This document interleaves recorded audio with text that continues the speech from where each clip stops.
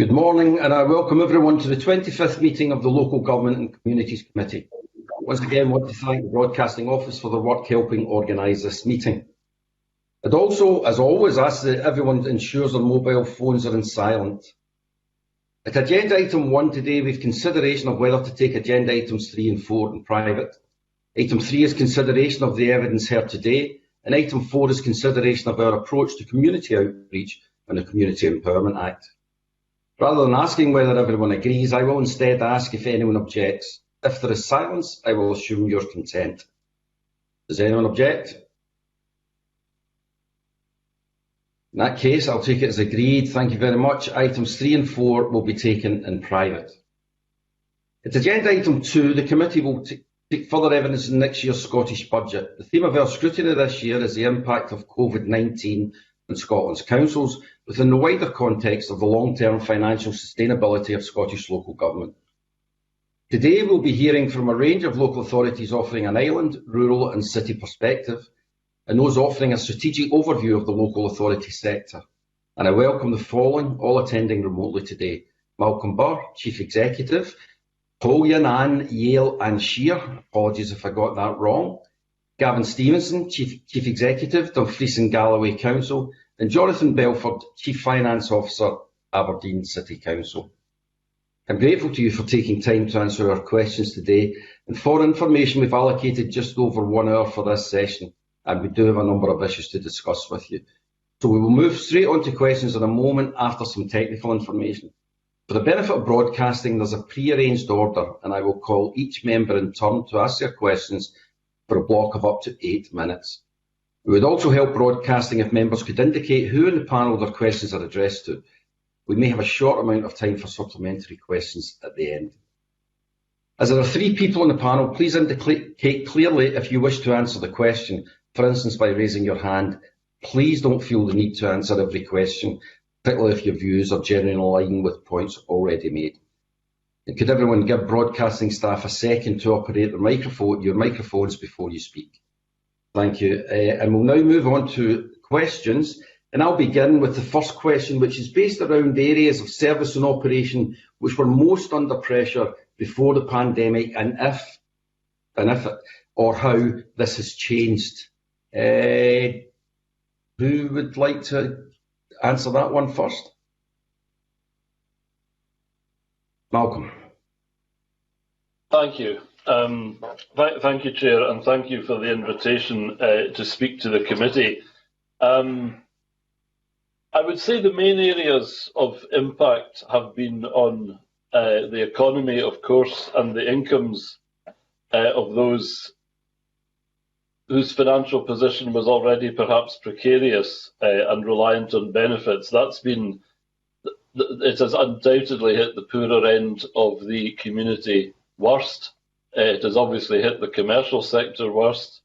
In terms of finance, certainly social care and care for people have seen the most significant additional costs. There have been additional costs on the education side as well as we move to blended learning, although my council sees itself as a leader, and I think rightly in that field anyway. But also the hidden costs of particularly capital works. We all know how small the capital programme pro rata other years was for this term of local government, and the delays to critical investment programmes and the additional cost to contractors, most of which are inevitably borne by those commissioning the projects, I would say have been the most the area of biggest cost. But now we are seeing, I think, every service area, costs in every service area increasing, other than, of course, the obvious minor savings in travel and subsistence and minor budget adjustments like that. So certainly social care for people and the services which support the more vulnerable in the community. Thank you for that. Jonathan, you wanted to come in? Yes, thank you very much, and thanks for the opportunity to provide evidence. I think, not to repeat what Mr Burr has already said, I would add there was a clear and immediate impact on our arm's length external organisations, culture and sport, where incomes externally generated by customers were immediately affected. And I think in terms of scale, it would be helpful maybe just to say from an Aberdeen perspective that amounts to about £20 million of external customer income that was immediately switched off. So they went into a particularly challenging position. I would certainly echo what Mr Burr has said in terms of the effect on the council itself.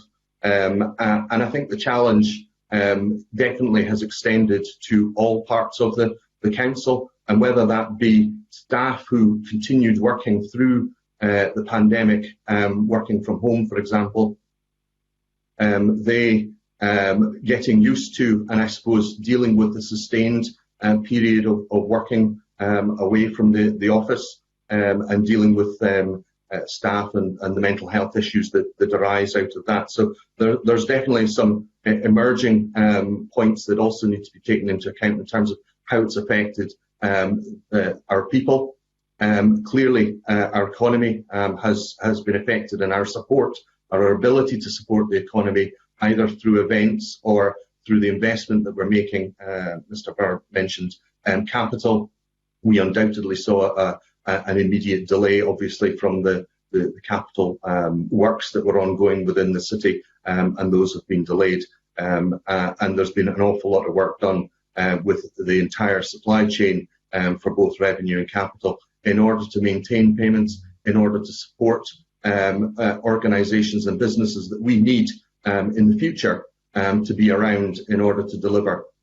And that extends across the private, third sector and our public sector colleagues.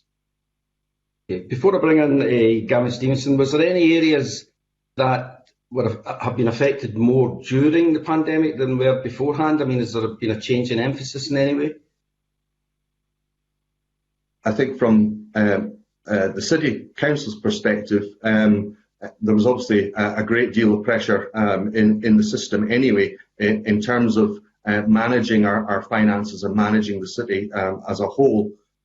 Particular areas, we moved kind of immediately to critical services, being those that we started to deliver. So we saw a shift towards supporting the vulnerable communities in order to support emergency childcare, for example. So the shift of emphasis in order to identify those things that were critical to people and to the place at that particular moment, definitely. And of course, there were a number of service areas where we simply had to stop, whether those be within our roads team or some of our infrastructure, that actually were massively affected because basically their work could no longer continue. But what we saw was that volunteering step up. We moved people around the organisation, and we actually worked hand in glove with our partners in the integration joint boards and in health in order to identify those aspects that were specifically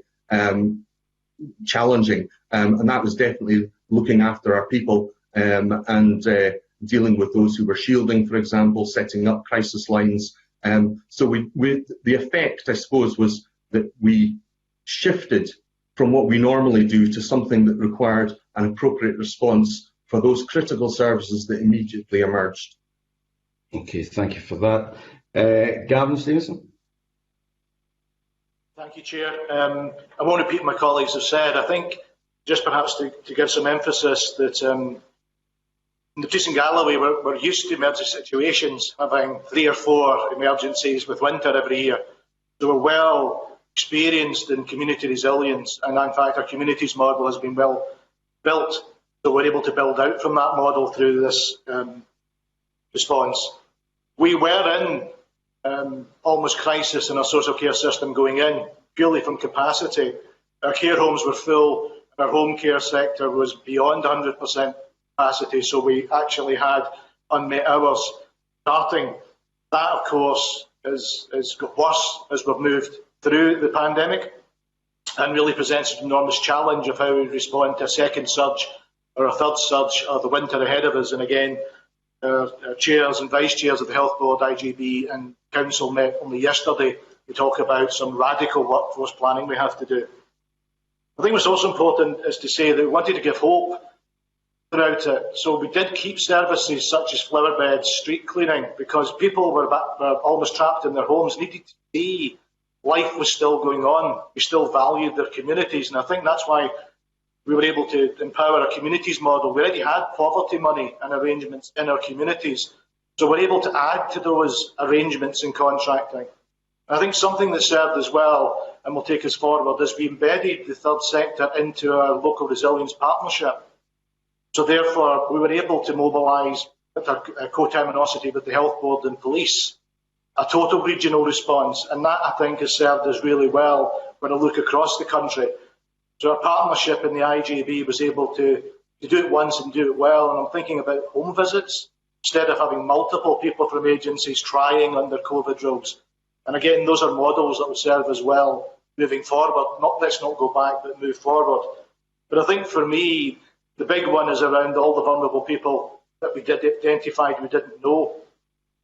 You know, particularly those in the working poor. I know the Edinburgh Poverty Commission has referenced that, but actually that's only going to get worse given the economy. So now at least we now have the intelligence of where the people are, what different needs they have, and many of these are not used to the system. So there's an additional burden in local authorities to deal with people who are not used to the system at that end, who are going to come into the system. And again, with some of the issues around the economy and unemployment, that's really helpful. And again, that'll become an enormous pressure for us, as our systems are really mostly designed to deal with people who sort of understand it.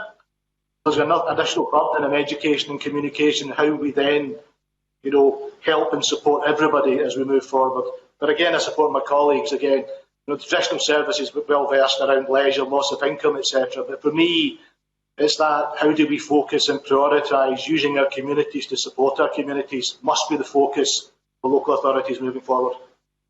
Okay, thank you very much for that. I'm going to bring in Sarah Boyack at this stage. Sarah?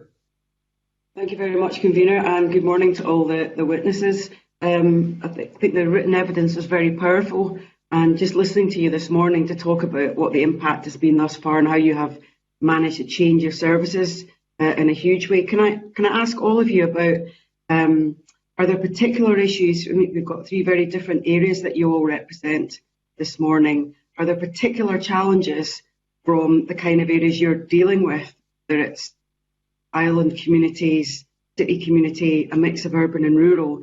And in terms of finance going forward, what are the key issues that you're having to deal with and to think about now? We know about councils using reserves, and a couple of you have talked about challenges from ALIOs and capital expenditure. What would you highlight as your big challenges moving forward financially? And shall I maybe start with Malcolm Burr, because you spoke first. Thank you very much for that question. I mean, I think the context for this, the additional deficit on account of COVID, which in our case accounts for around 4.3 million, that will be offset by Scottish Government support of about 1.7 million and reduced costs of about 0.4. So we're talking a gap there of around 3.7 million from lost income alone. Now, our council, like most councils, has worked through the last few years, and we are talking about a decade of austerity. I won't bombard the committee with statistics, but it is significant. Our budget is 106 million in 2021, compared with 121 million in 2010-11. So we've seen a decade of austerity, a 15 million reduction that masks significant so-called efficiency savings, which in a community like ours represents an awful lot of people, about 240 full-time equivalent jobs in a community where the main employer is the public sector. And the public sector is of critical importance to the economy. So I would say COVID has blown away our capacity to manage through prudent savings, through mitigation of shortfalls through reserves, but also, of course, it has changed, and there will be elements that change for the better. It has disrupted the programme of service redesign and transformation on which we embarked, and which have brought a great deal of savings. But inevitably, it slows that, it halts that. Partners, particularly NHS, are wholly focused really on COVID management.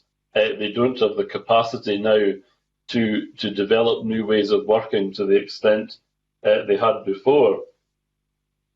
So that combination of prudent saving, use of balances, combined with service redesign and transformation, is under threat at a time we are all hit with massively lost income.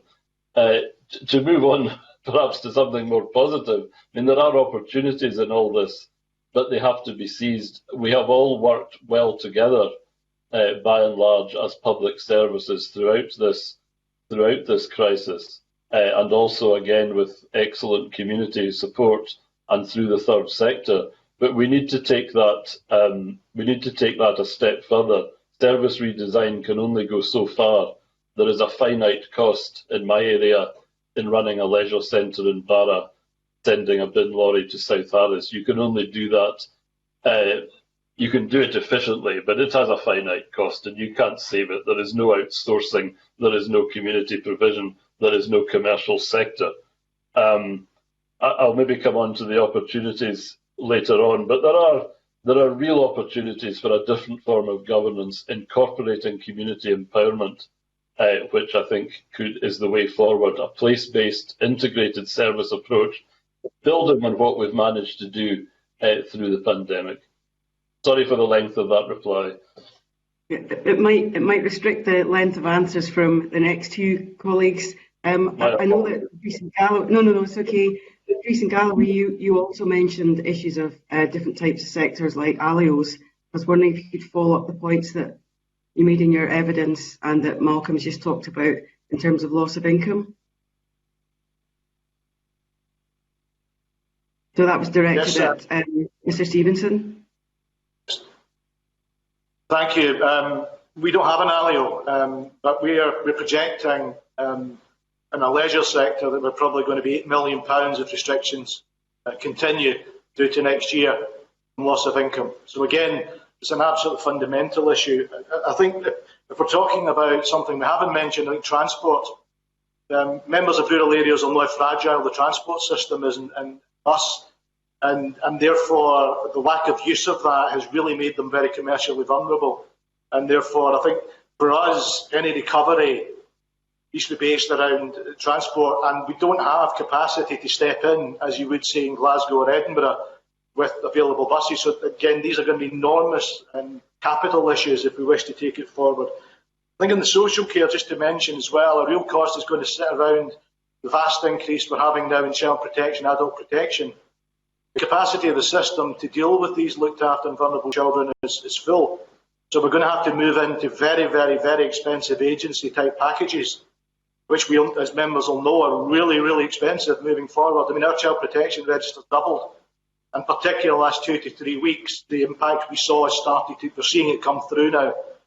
You know, families are at breaking point, and we all know that that's a really expensive interventions. And again, this is for staff who have been working at 100% since March. Capacity, resilience is going to be a huge issue as we move through winter. And again, the personal cost as well as the financial will be absolutely enormous, and if we're not unable to manage through that process. I think, though, the shoots are connectivity, but even for our schools, we're having to invest millions to get broadband capacity and width to be able to do it. We can't just automatically switch on. We don't have it in a rural area. You know, I don't have mobile signal in my house and I'm in the place. So I think you see some of the challenges. We don't get efficiencies in rural area. You have to physically go to where our communities and people are. And again, the restrictions of COVID. So transport to me is perhaps one that rural areas will particularly be affected by, and particularly if, say, Stagecoach remove some of the commercial operations, there is no plan B. Thanks, that's powerful. And from the Aberdeen perspective, the city perspective, are there key issues that you would highlight in terms of the challenges, Mr. Belford?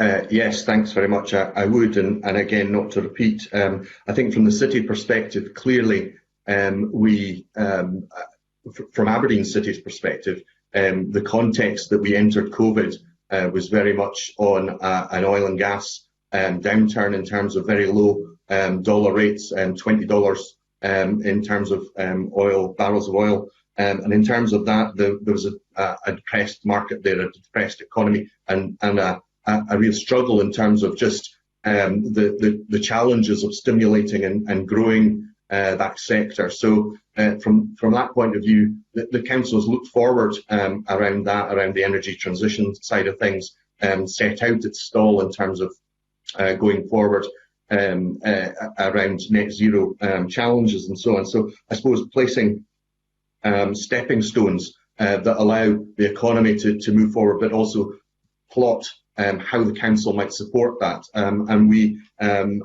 specifically around business and the economy, it was interesting to look back at most of our grant. Aberdeen almost got to a point where all of our grant funding came directly from non-domestic rates being raised. That changed with obviously the oil and gas situation, and then it fundamentally changed with a shift in relation to the retail, leisure and hotel sector, with the exemptions and reliefs that are being offered there this year. So we're seeing a shift there in terms of the business community providing the funding for local governments to grant funding through general taxation, I suppose is what's being seen there. So seeing that shift back, but also seeing from a city perspective, cities being the engine room, if you like, of driving economies and so on. We've seen that from studies provided from 7 cities or Centre for Cities. It's really important that the economy is driven from there. And we are also a regional hub, I would say, in terms of being a centre where people are attracted to, and that we have facilities that are available to the wider population that go beyond our boundaries, particularly. And therefore the investment in that, we try very, very hard,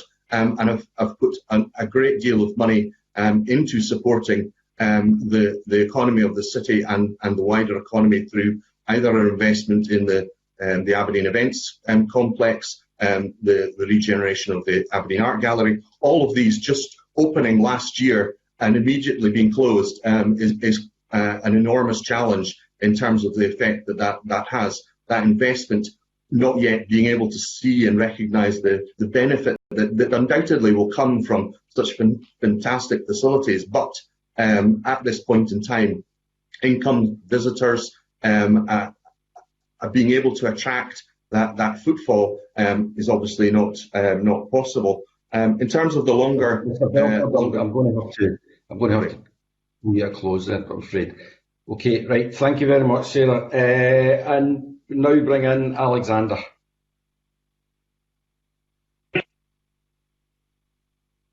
Good morning, convener, and thank you, and good morning, members of the panel.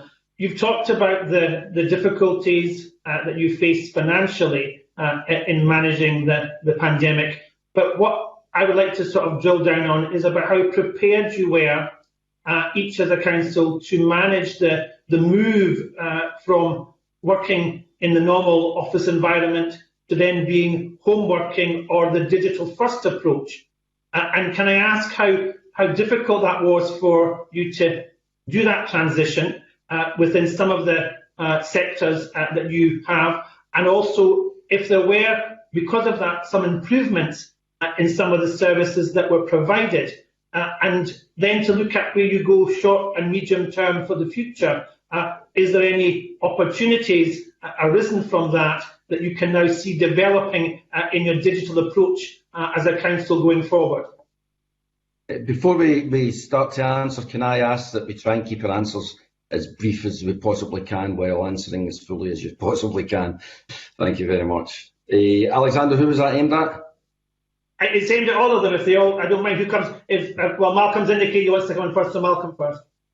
I'll be as brief as I can and say it was a revelation to me how quickly we could move to full home working in terms of IT provision. Like Mr. Stevenson's area, I mean, it is not a universal option because of lack of broadband connectivity in some areas, but we were able to move very quickly to home-based working for large sections of our workforce. And that's a model, I think, which will stay. We don't want to lose the learning and the social side of work either.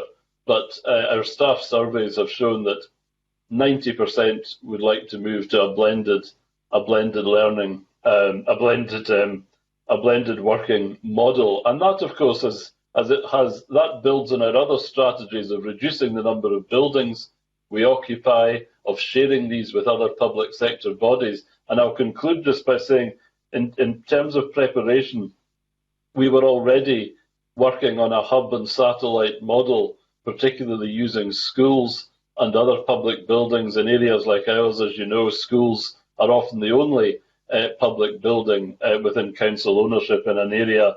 So that built on a model that was already there, and we hope to develop that as much as broadband connectivity will allow. Our population, despite the age demographic, seems to have adapted very well to use of digital technology. So encouraging signs there. Thank you. Mr. Stevenson. Yes, it's nice to see you again, Alexander. You too, sir. And I agree completely with Malcolm that we weren't prepared through infrastructure beyond moving out in our communities through the schools. But our response of staff's been absolutely magnificent. I think I would say many don't want a 100% model of working from home. The community isolation is a big issue in rural areas, and actually the social aspect of work and mixing is something they value, and I think we can deal with both. I think for me, fundamentally moving forward, we need to learn new ways of holding meetings.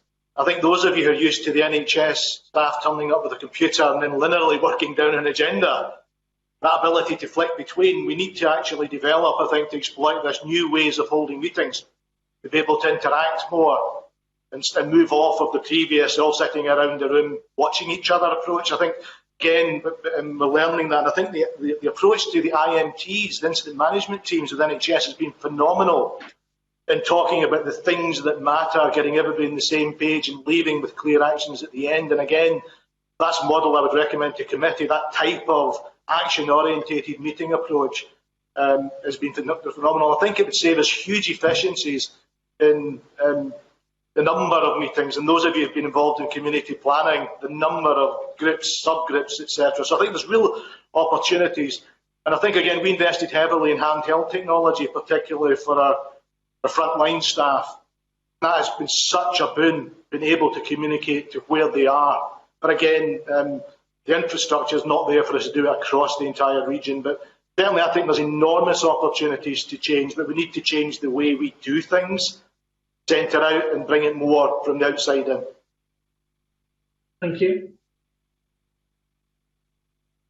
Jonathan? Thank you. I completely agree with what my colleagues have said. In terms of being prepared, just to add some other points, our schools, in terms of the delivery of education during COVID and the lockdown, those 3 months, we managed to distribute from our schools themselves, but also by obtaining others, Chromebooks, 5,000 Chromebooks to children in order to maintain their education. And what we saw was we managed to get, let me just check, 24,000 of 24,000 children and young people in our system, and we had 94% engagement over the Google Classrooms, for example, during that period, which was remarkable. But I can only succinctly say that the experience of both in the Western Isles and Dumfries and Galloway for our staff undoubtedly was the emerging picture is exactly the same. People looking for probably a blended work experience for those who can do their jobs from a remote location. But our ability to deliver a digital solution to our staff was delivered at pace and certainly surprised me as an individual how effective that has been. And following on from that, so for the future, you all have identified that there is an opportunity going forward to ensure that you have that connectivity, you have that opportunity for staff to manage. So, but what do you see are the main challenges for you in trying to achieve and make that happen?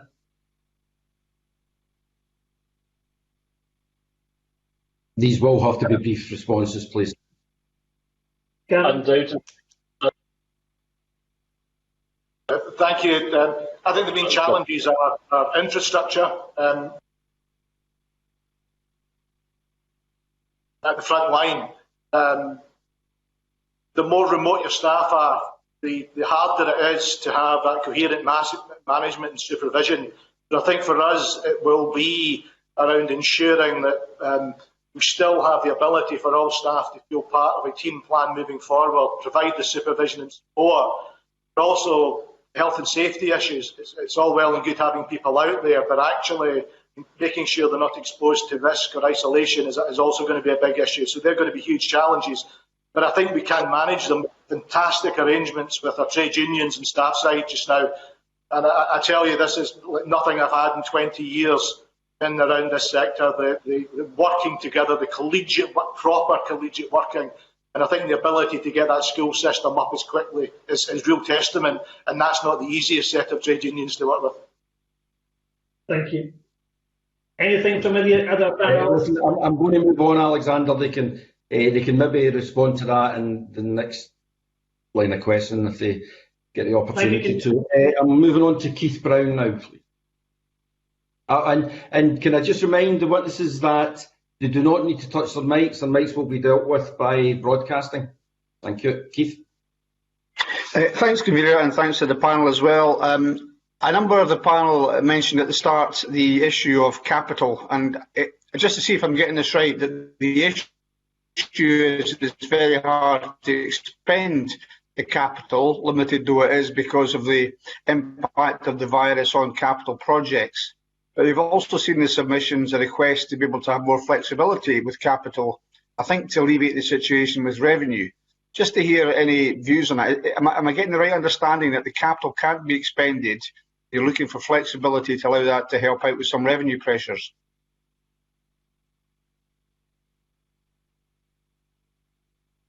Gavin, do you want to take that on? I'll start that. Thank you.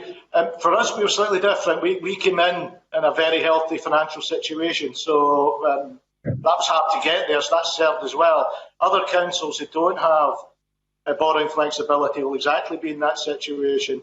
But what we've been able to do is use some of the slippage in the capital, because major projects have had to stall, to make investments into the school system, into the infrastructure, stuff that could get done. So we've been able to move capital through our budget.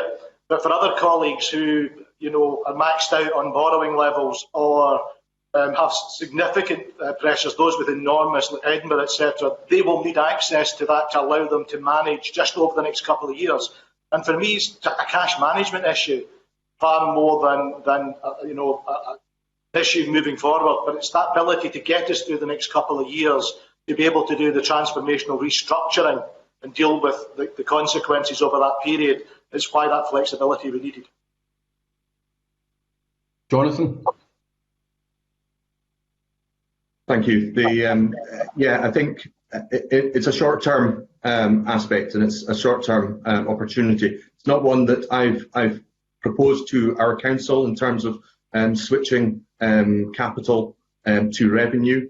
Clearly, you need permission for that. So, in terms of the discussions, the flexibility to offer the sector, I think is helpful. But it's a short-term aspect. Our spending on capital. We expect to spend less this year, but will we spend more than our capital grant? Yes, we probably will, and I expect us to do that and to continue to develop our infrastructure through capital.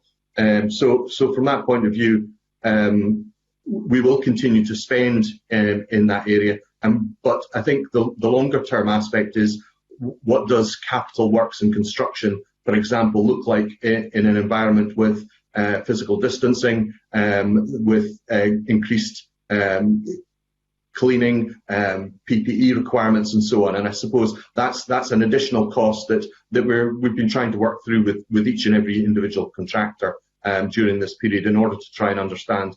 And when we reported in June, we said that we expect over £20 million over the life of our current capital programme to be expended beyond what had already been approved. But that's subject to, obviously, ongoing discussions. Malcolm Burke.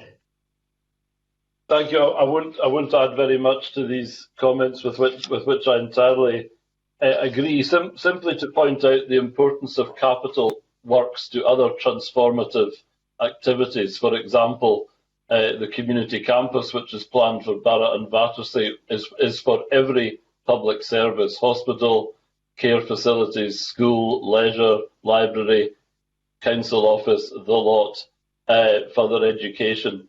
The pressures on capital, if they are inhibitive to these kind of developments, will also inhibit the kind of transformation which I think most councils and most community planning partnerships seek in how services are delivered and managed.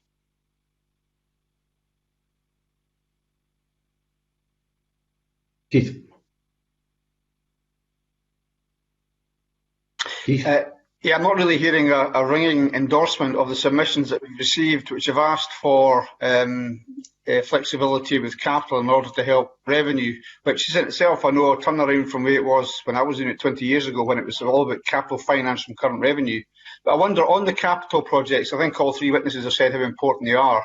Have your councils, jointly or individually, made any representations on the increase in Public Works Loans Board's interest rates, which must be, of one of the witnesses, an inhibiting factor, given it will put, say, £5 million onto the cost of a primary school over its 25-year payment period?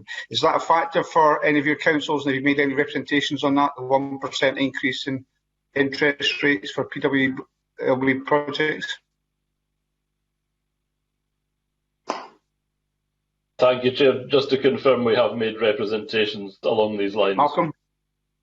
Yeah. We have made representations along these lines, indeed. Thank you. Thank you. Jonathan, Gavin? Yes, in terms of that, clearly last October that was a bit of a surprise in terms of the extra cost. I'm also conscious that we manage when we borrow and making sure that we borrow at the right moment at the right rates. So carefully watching that is something that we undoubtedly do. I'm also conscious that from a housing perspective, and a lot of our capital programme is moving towards delivering housing, there were discounts then approved. I think it was March, in terms of a reduction if the borrowing was specifically for social housing. So we've certainly taken advantage of that in order to, I suppose, manage our borrowing exposure at that point. And of course, as a city, we've not always taken PWLB loans in terms of borrowing for the long term. Gavin. I think for me, I'd agree with made representations. I think for Mr Brown, some councils are in a completely different position, particularly the Dundees, Edinburghs, Glasgow's, where large elements of their income has disappeared. And it's their ability to stay in where they are in their borrowing. It's almost like their credit cards are almost maxed out because they've been doing really good things and rely heavily on income coming in. They might need that short-term support. But of course, those of you, it's just like good old-fashioned. You have to pay it back sometime, and you know it's that balance between making future generations pay for where we are just now. That's difficult, all of us. So I think the 32 councils will all be in different positions on that. So you'll be getting strong representation, I suspect, for those who've had huge income losses and how to manage that through the period. But again, for me, we need to be looking to the future. And again, I think the point I want to make is capital is critical to local economies in the rural area and our supply chains. You know, without the councils spend and the NHS spend, there's very little else goes into our community. So again, any restriction in capital for us would prevent that supply chain local employment benefit. So capital is a really quick way to support the economy through crisis. Okay. Thank you, Keith. Andy? Thank you very much, Convener, and welcome panel.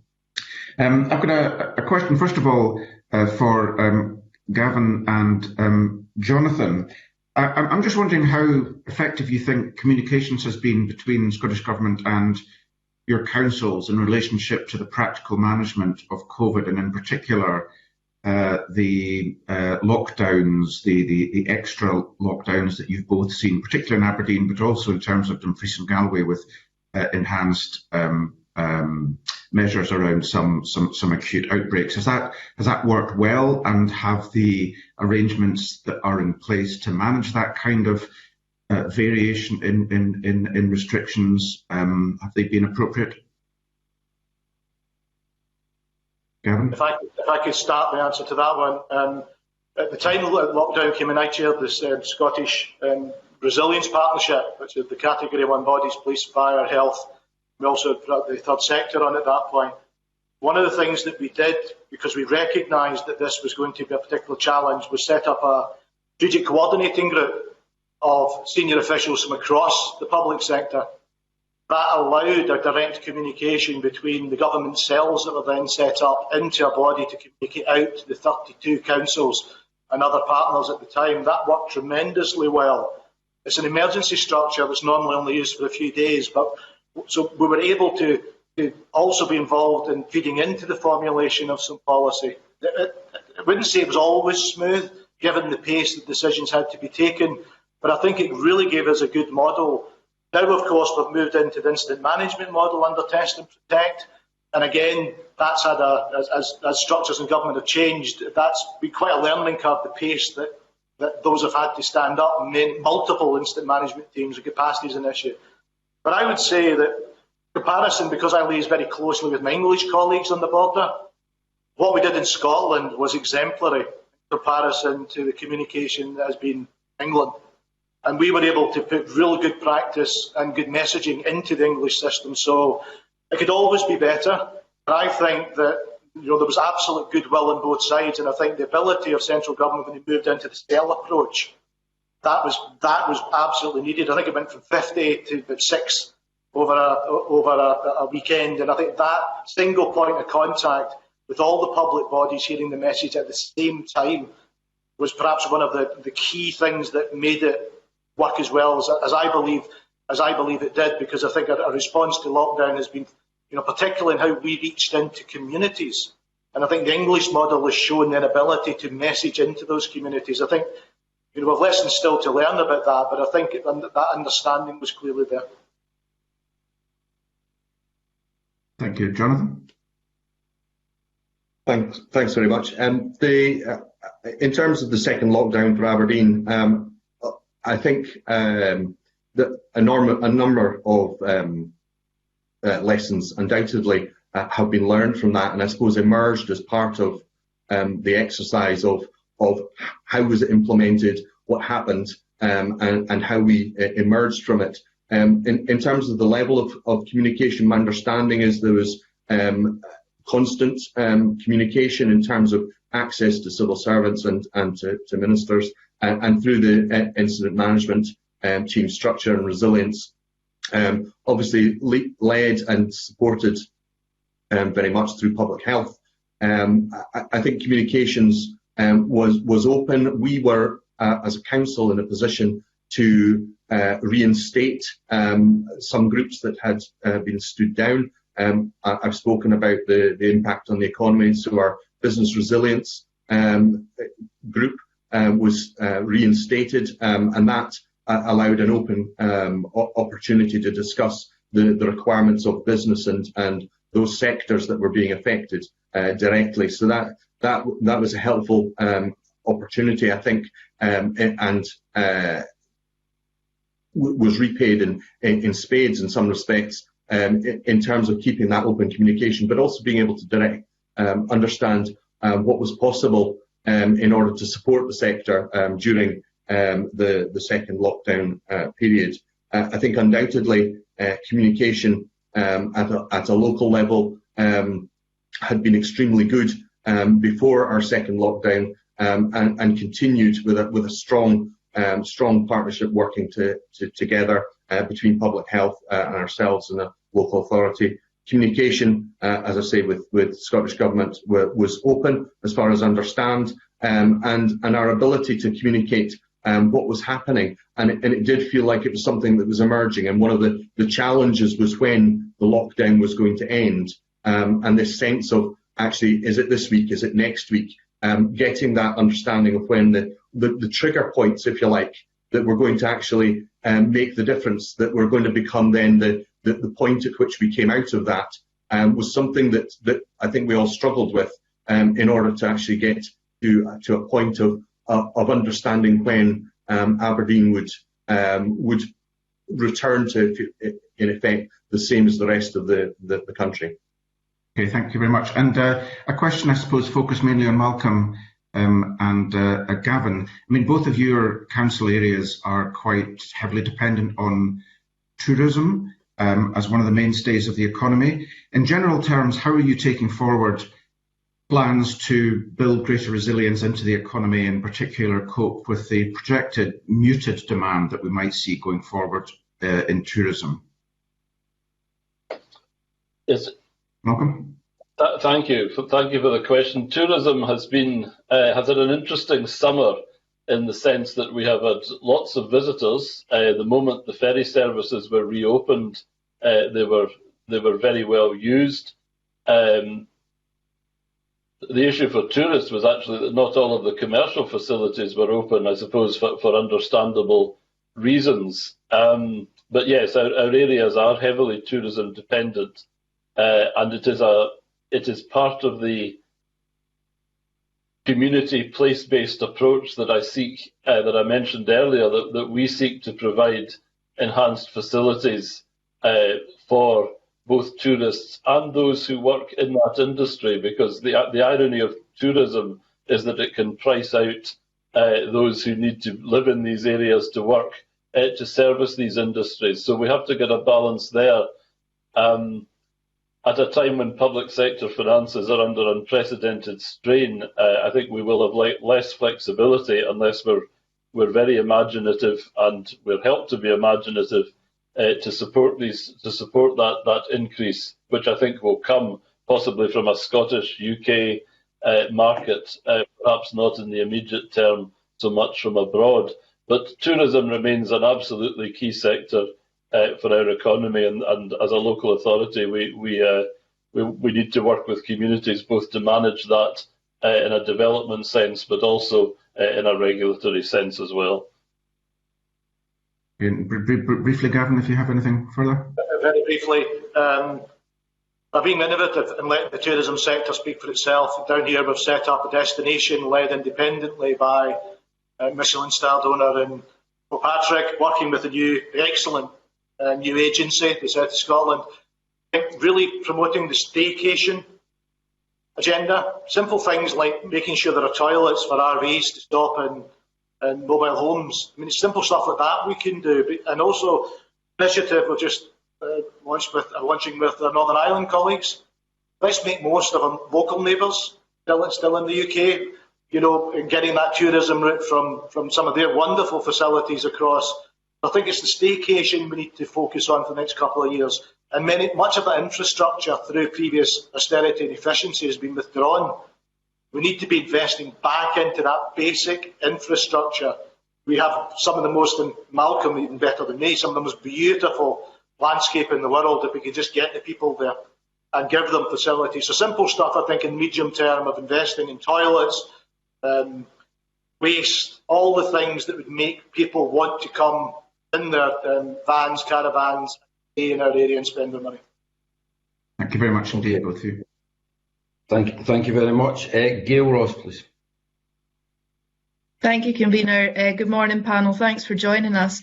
I want to just follow on from Andy's line of questioning there about communication. When you had to implement your emergency measures right at the start and be new groups, how far were local elected members involved in these groups and the decision making?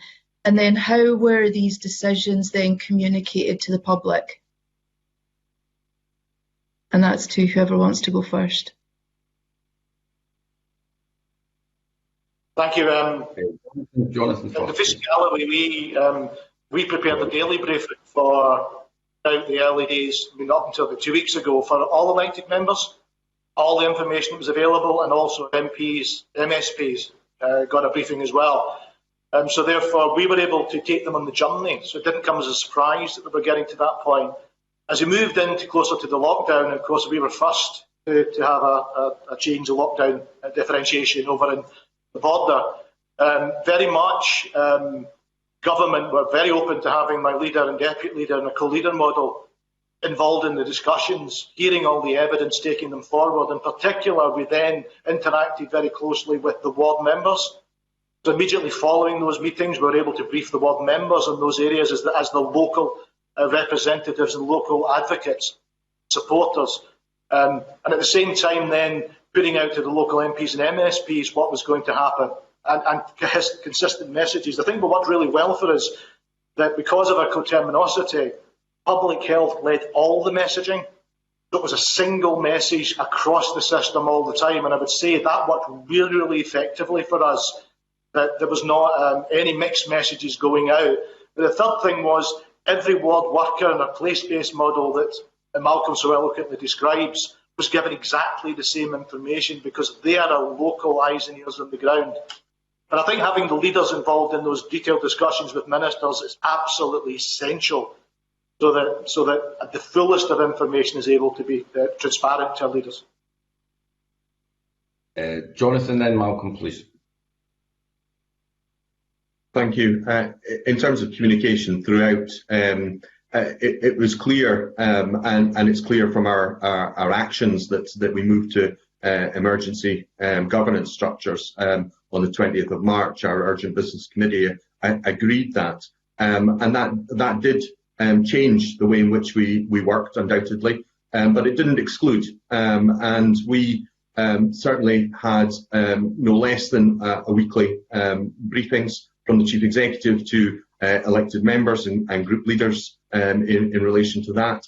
But we also stood up the Urgent Business Committee on 3 occasions between the 20th of March and the 30th of June in order to consider all of the aspects of the effect and the impact that the crisis was having on the city, and that provided access and obviously detailed papers and information to be shared and decisions to be made at that point locally and by elected members appropriately.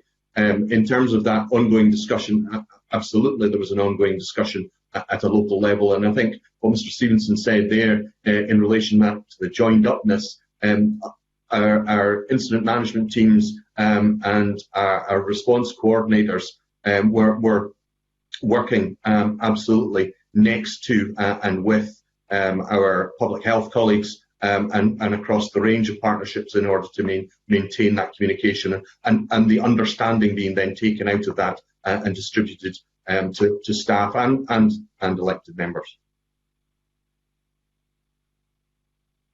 Okay.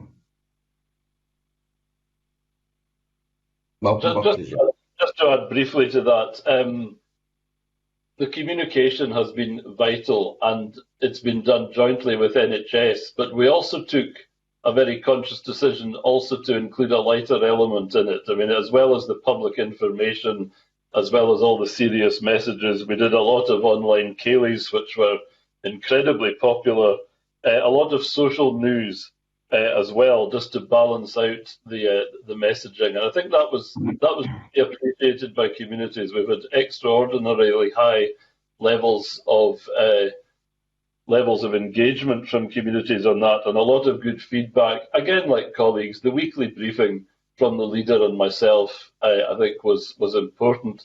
But I was certainly very conscious in the early days how elected members could be excluded from some of this work, because it's emergency, it's all officers, this is what we have to do. You have to keep the political structures very much alive, so very much weekly briefing, but a lot of special full councils obviously meeting through Teams, not just to give information, but also just to allow members the political space to talk about their issues, the ones that weren't coming through ordinary dialogue. And that's been, I think, good learning for us all, that we need to, you need to involve elected members, even at these times, and even when we're all running around attending emergency meetings, there's a political element to this as well, and that has to be accommodated. Thank you. Just to move on, we spoke before about staff and how they're being supported through working from home. How are staff being supported in terms of their mental health? Because this has got to affect certainly some sectors more than others. What structures do you have in place now and also going forward? Malcolm, you're on screen, so I'll just go you first. Okay. It's been a key feature for line management from day one that the mental well-being and just the general well-being of staff working at home, be taken into account, to be looked at, be nurtured from day one. We did set up a confidential line, of course, through HR for anyone who wanted to move out of that structure, and that has not been used much, but the fact it's been used at all showed it was essential.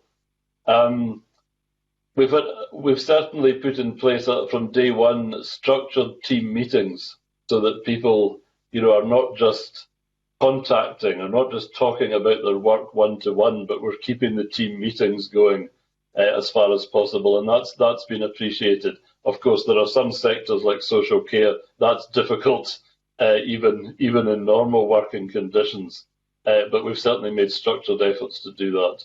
And we have an employee forum with trade unions as well, which seems to have been appreciated.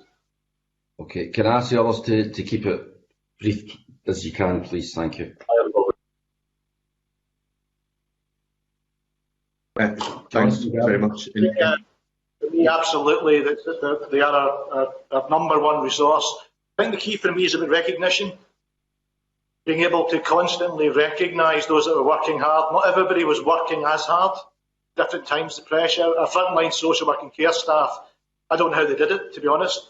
But having fast referrals when the pressure built up. But I think key some basics. Rota systems. Recognising they can't work flat out forever. Trying to put rotas in. And also insisting even for social work staff to taking your holidays. All staff are taking their holidays. There are some manage it by Christmas and working with the trade unions and manage that. But for me, a lot of mental health is isolation, but also knowing and being told they're doing a good job. And I think a real problem for local government employees is key workers with the NHS. Sometimes I don't think local government got the message out about how critical and integrated systems and how fantastic our staff were. I think that recognition was absolutely critical. I mean, care home staff, lowest paid staff in care at home, lowest paid staff in the country were out there seeing the horror of COVID on a daily basis. And I think that, again, we need to look seriously about the reward packages and the professionalism of those services moving forward, because without those key workers, we would have been in a much more difficult position in Scotland. So I think it's just that recognition. People, if you tell them we know you're working hard, there to support you, those messages are critical. Thank you very much. Jonathan? I would echo all of what's just been said, absolutely, in that contact, and encouraging that contact, identifying and perhaps probing a bit from a line management point of view, and making sure that we're trying to support and respond to the way in which staff are feeling has been something that we've tried to do. I won't deny, I'm not sure that we'll get it right in every instance, but we have provided the signposting, we've provided a mechanism and means of people accessing support, and obviously the encouragement of maintaining that communication and open discussion about how things are for people has been vital in the city. Thank you very much. Okay, thank you, Gail. Annie? Convener, good morning, panel. Could I go back to the sort of services and whether NEs have had any services that were halted during the pandemic, and if they're now back in operation, are there any services that have been halted returning in different formats, and is there any risk of services not returning at all?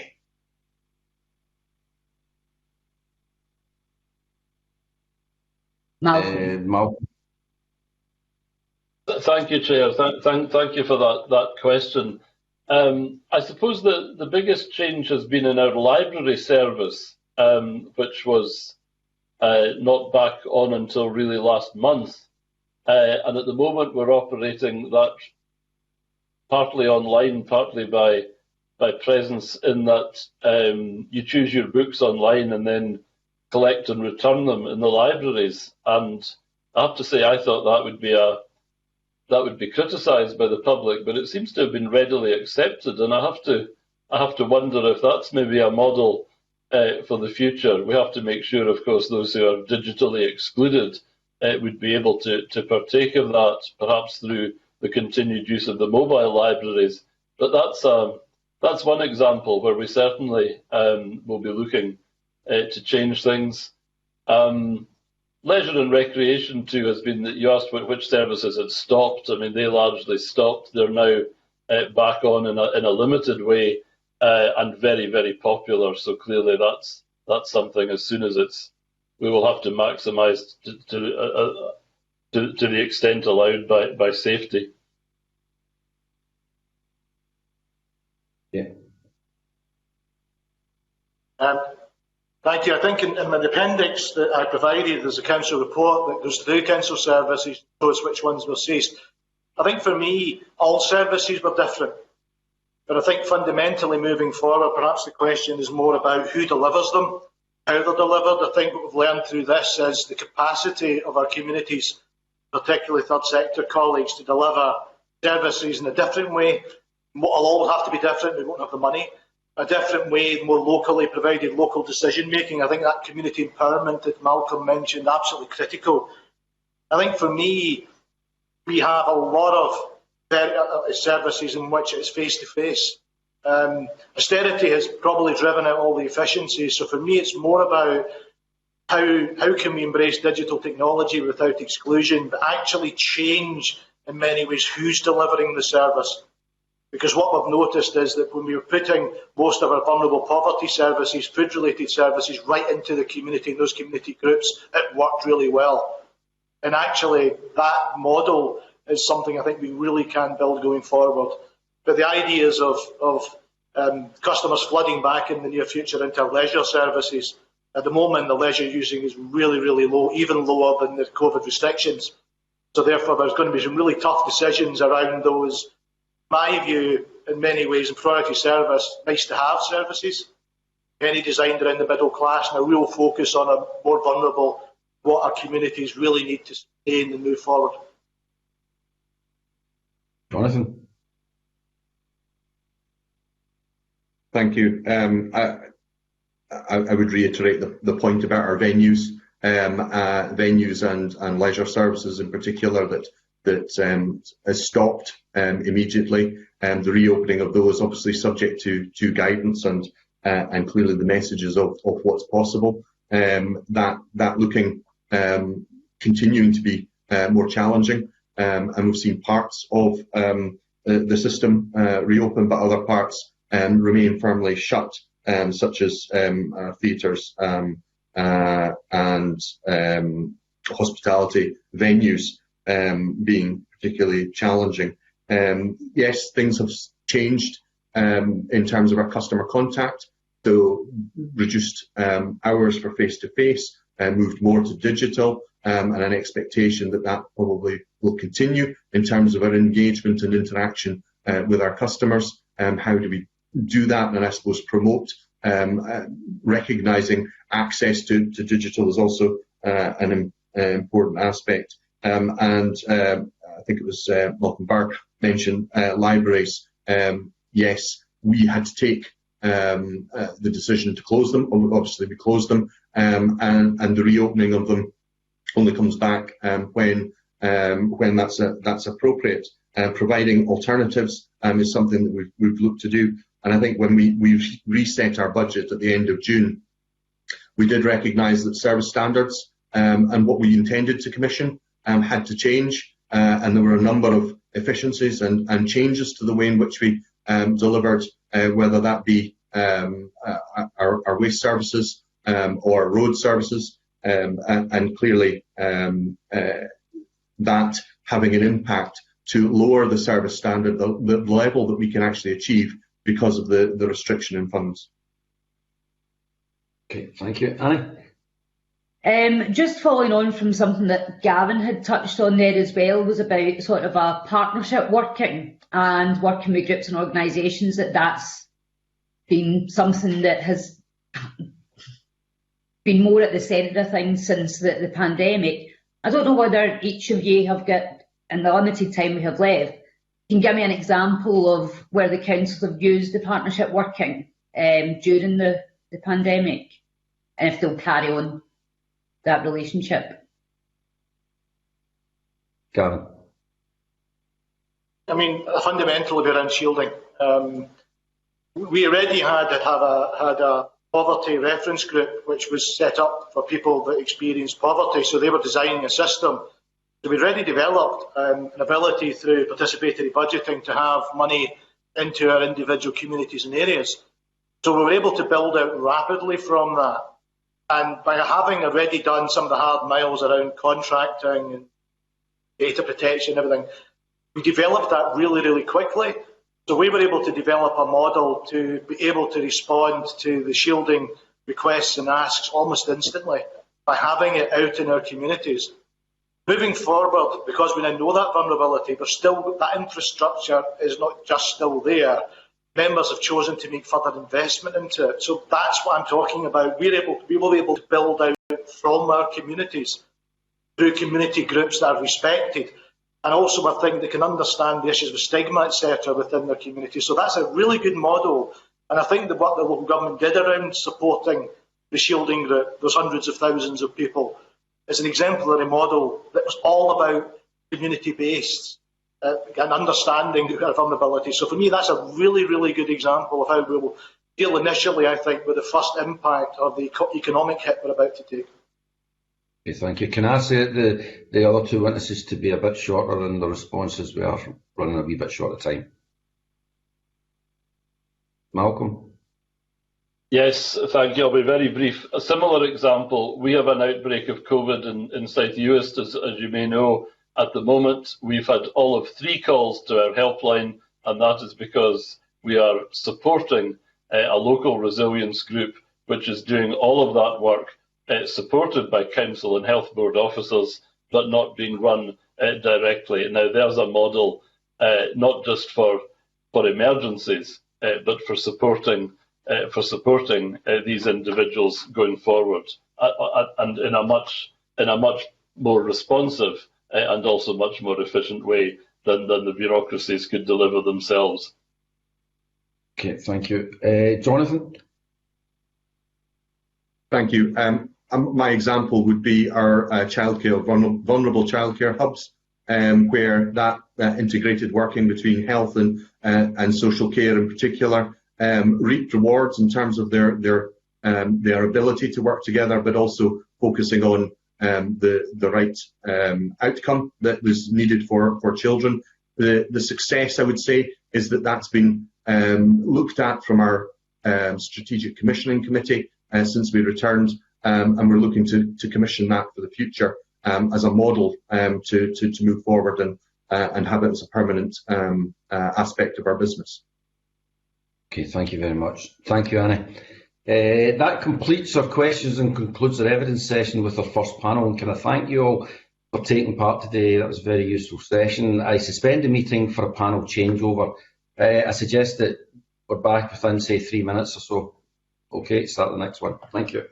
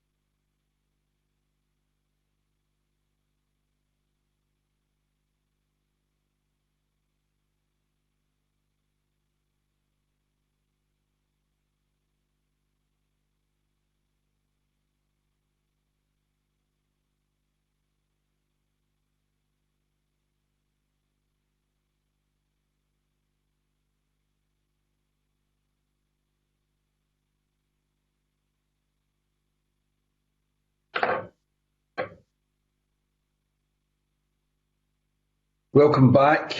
I'm pleased to welcome our second panel of witnesses who are attending remotely today. They are Councillor Gail McGregor, spokesperson COSLA, Martin Booth, Executive Director of Finance, City of Glasgow Council, also representing Solus, Society of Local Authority Chief Executives, and Eileen Rowand, Director of Finance, Fife Council, also representing CIPFA, the Chartered Institute of Public Finance and Accountability Directors of Finance. I'm grateful to you for taking time to answer our questions today. We've again allocated just over an hour for this session, and as I said to the last panel, there is no need for panellists to give a full answer or any answer if your views are generally in line with points already made. That may allow us to cover more themes during the session. Members will again ask their questions in a pre-arranged order, with any supplementaries taken at the end if time allows. It would help broadcasting if members could indicate who in the panel their questions are addressed to. And please could everyone give broadcasting staff a second to operate your microphone before you speak. And I invite Councillor Gail McGregor to make a short opening statement. Gail. Thank you, Convener. Good morning, Committee. I welcome the invitation of the Committee today to discuss the evidence submitted by COSLA in more detail. This evidence has been endorsed by Solus Scotland and shares the fundamental messages of the Directors of Finance section. We know these are unprecedented times across all public services, and the past 6 months have proved challenging and uncertain for those who have been at the forefront of the local and national response to COVID-19. Local authorities across Scotland have responded without hesitation to the needs of their communities, ensuring those who are shielding have access to food and support, that businesses can access grants to help them remain viable, and that key workers and vulnerable families had access to critical childcare while the nation was on lockdown.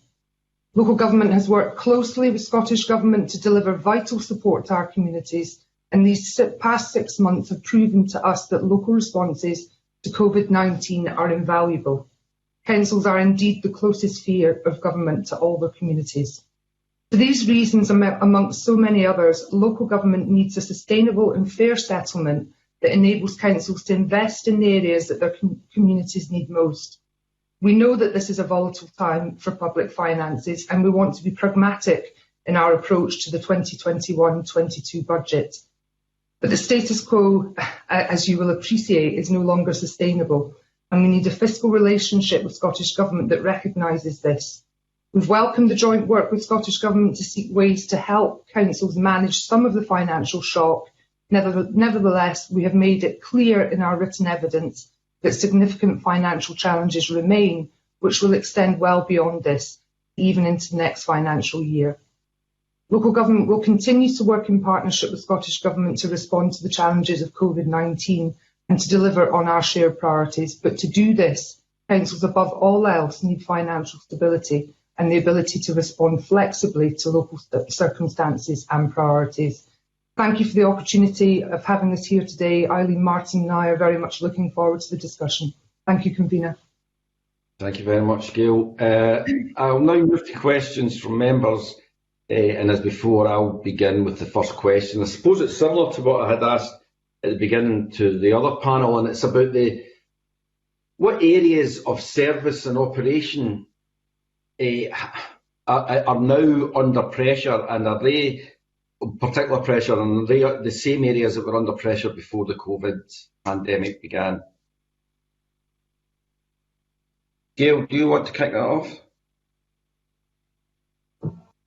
Yeah, thank you, Convener. I think it's a very good question. I mean, we all understand that councils have been under pressure for a number of years with budgets and the challenges year on year within health and social care, delivering care at home, education delivery, a number of very key important issues around poverty and delivery to vulnerable families has put pressure on councils over a number of years. I think COVID has simply amplified that. And the pressures within families and the delivery of service to support those families is even more heightened now. So I think where we had pressures before, they continue, but they have been exacerbated by COVID. But I'm very happy to let Eileen or Martin come in. Okay. Martin, do you want to come in just now, and then I'll bring Eileen in? Thank you, Mr. Donnan, and I fully endorse the comments made by Councillor McGregor about the impact on around poverty and the challenges. Probably one of the biggest areas that is now under very, very severe pressure, that probably was under no more than the normal pressures before COVID, is culture and leisure services. Within Glasgow, Glasgow Life, our Culture and Leisure Trust, has basically, their income has fallen off a cliff. That's £38 million a year. It's about a third of their total income. And without support, that will not recover quickly, and that may take a number of years to recover. So that's probably the best example of somewhere where they were doing okay before, but are now in a very, very difficult position. Yeah, okay, and that would cover both their service operation and the finance, of course. Absolutely. Right, okay. Eileen, I know that you may have some difficulties, I think, with hearing us or us hearing you, so don't worry, we'll take that into consideration when you make your contribution. Okay, thank you. I've had a bit of problem with my mic. So what I would say is there's definitely been a shift. I think we've been under a lot of pressure for some months responding, but that's obviously changed. And I think there's been a real issue with just capacity with staff within the council to deal with what we're doing and normal business. I suppose the concern is as incidents are increasing again, we're having to stand up incident management teams, and we're having to deal with making sure that there's support in the communities, and it's just ensuring that we have that resilience with education colleagues as well, and what's happening with schools and isolation, and also environmental health. So it certainly has shifted, but there's still a lot of pressure within services. One of the ways that you've obviously had to change the way you work is there's been a lot more home working than was done previously. I wonder, could you tell me, A, how efficient you think that's been, and B, how much support that has been available for your staff during this process? Again, Gail. Thank you, James. Yeah, I mean, I think the workforce have been absolutely incredible at adapting to a very difficult working environment. Many have had to continue working in their normal space in incredibly challenging times, but a large cohort of the workforce have also had to completely adapt to working from home. We've had good local arrangements with the joint trade unions.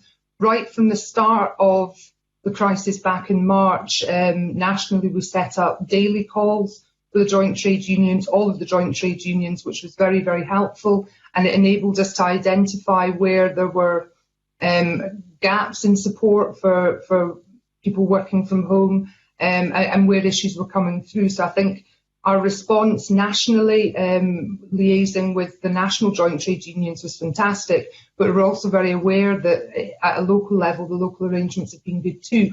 But that doesn't mean that there hasn't been problems. And as I say, it's very challenging for people to work from home. It's isolating, it's lonely, they don't necessarily have the equipment, or they certainly didn't have the equipment when we went into that fast-moving lockdown phase. So it's been hugely challenging for councils to get their workforce mobilised to work from home. And now, I think when we first started this in March, we didn't anticipate how long people were going to be working from home. So I think we all sort of worked away thinking it'll just be a couple of months, it'll be fine. And as we now get to October and still have a huge amount of staff working from home, my daughter will be working from home until at least December, she's been told. So I do think that we need to begin to implement longer term measures to assist staff to work from home. And certainly within council's plans, we're looking at better digital. We're doing a national digital refresh at the moment, which is in part to help to support a different way of working. So I think there's a lot of challenges there, but what I think councils have done is be very proactive in trying to support their workforce and working very constructively with the joint trade unions, which was pivotal. Thank you. And can you see that continue beyond the pandemic, not maybe to the level it is just now, because some of your services have to be delivered, at the cold face, if you like, but can you see that there'll be more home working for certain members of staff after this as a permanent feature? I think it's essential. I think that there's very few positives to take from this crisis, but I think one of the positives that we can take from it is that it's shifted the digital agenda on about 2 years in about 3 months. And we're now realising, I'm sitting here in almost sunny Dumfriesshire doing a meeting which normally I would attend in Parliament. Now that's saved travel, it's better for the environment, my dog is probably happier. I think there are huge benefits, but I think what we have to do is ensure that people do have face-to-face contact, because it is isolating. So what we put in within our HR processes has to be supportive of what that member of staff would like as well. I don't think we can insist that anybody continues to work from home indefinitely, but if it's working for them, we need to work with them to ensure that that's facilitated. Okay, from nothing like sunny Glasgow, thank you very much for that response. And I'll move you on to Sarah. Sarah. Can I thank the witnesses for the evidence? It's very good to see a joint submission, and it was quite impactful. Can I ask a question in 2 parts? Firstly, Gail, could you give us a breakdown, or one of your colleagues, in terms of the issues about funding pressures and the difference between protected and non-protective spend, just to get that on the record. And then I'll want to follow up about what's next, because we're halfway through the financial year and all the witnesses are saying this is going to last longer and you've got even bigger pressures coming down the track. So could you first of all do the impact of protected and non-protected spend pressures? Yeah, I'd perhaps defer to Eileen or Martin on that, but I think certainly, as I say, back in March, we didn't really know what we were dealing with. I think councils were very, very reactive.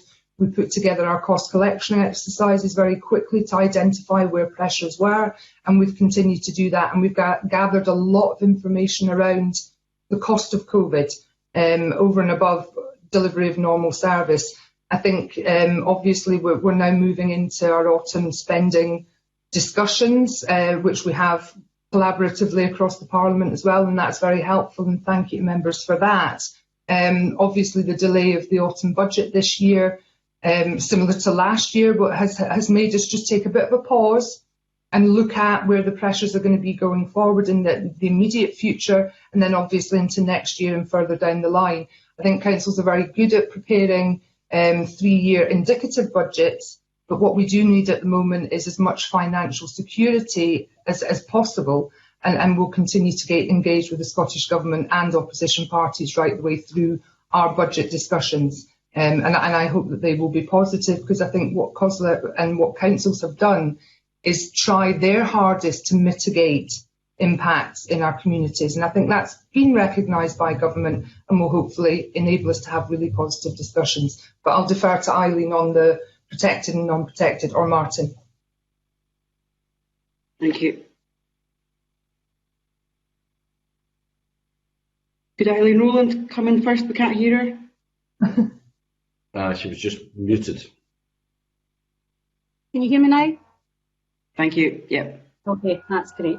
I suppose if you look at council's budget, certainly within Fife, around 70% of our budget is within education and early years and health and social care. And when we talk about what's protected and what's non-protected, I suppose we're looking at where we have true flexibility and where we can use our budget to meet local needs. So we obviously recognise that there's national priorities which are important, but we're looking at what areas can we prioritise, and when a high level of our budget is protected, i.e. there's got to be so many teachers to pupil ratio, the funding that we've had for early years in recent years, the level of protection has increased, and it leaves a smaller part of our budget that we've got true flexibility over. And obviously with the settlements in recent years, we've had to make substantial savings, and it really means that we have to make those savings out of a smaller pot. So I suppose when we're asking for there to be greater flexibility, I suppose what we're asking for is there to be more discretion at a local level. Thanks, that comes across quite well. In terms of what you're now having to do to plan ahead, there's quite a strong line in your submission that says the climate emergency will be even a bigger impact and a bigger threat than COVID-19, which is quite a striking comment, but you also talk about digital Brexit issues, significant new legislation. How are you going to plan ahead when you say that the pot you've got isn't big enough at the moment? I don't know which of you want to come in on that one. Maybe Gail McGregor, do you want to kick off? Yeah, sorry. I'm trying to type in the chat box. Yes, I suppose I hate to use the word or the term perfect storm, but there's a number of things happening at once, and obviously the climate emergency is focusing minds as well, but it can't be delivered without significant revenue and capital investment across the council. Obviously, health and wellbeing and health and social care and continued delivery in those areas, which cuts right into community facilities and what communities are able to deliver. Brexit is coming over the hill as well. We've already got a little bit of additional funding for extra environmental health officers. Now, obviously, councils over many years, due to previous budget cuts, have had to take out staff in environmental health and trading standards. So at a point where we now actually need them to assist with COVID and assist businesses in getting started back up again in community groups and such like, as well as Brexit coming, as I say, down the line, that lack of staffing in those departments could have a detrimental effect. So I think that there's a number of things that need to be weaved together.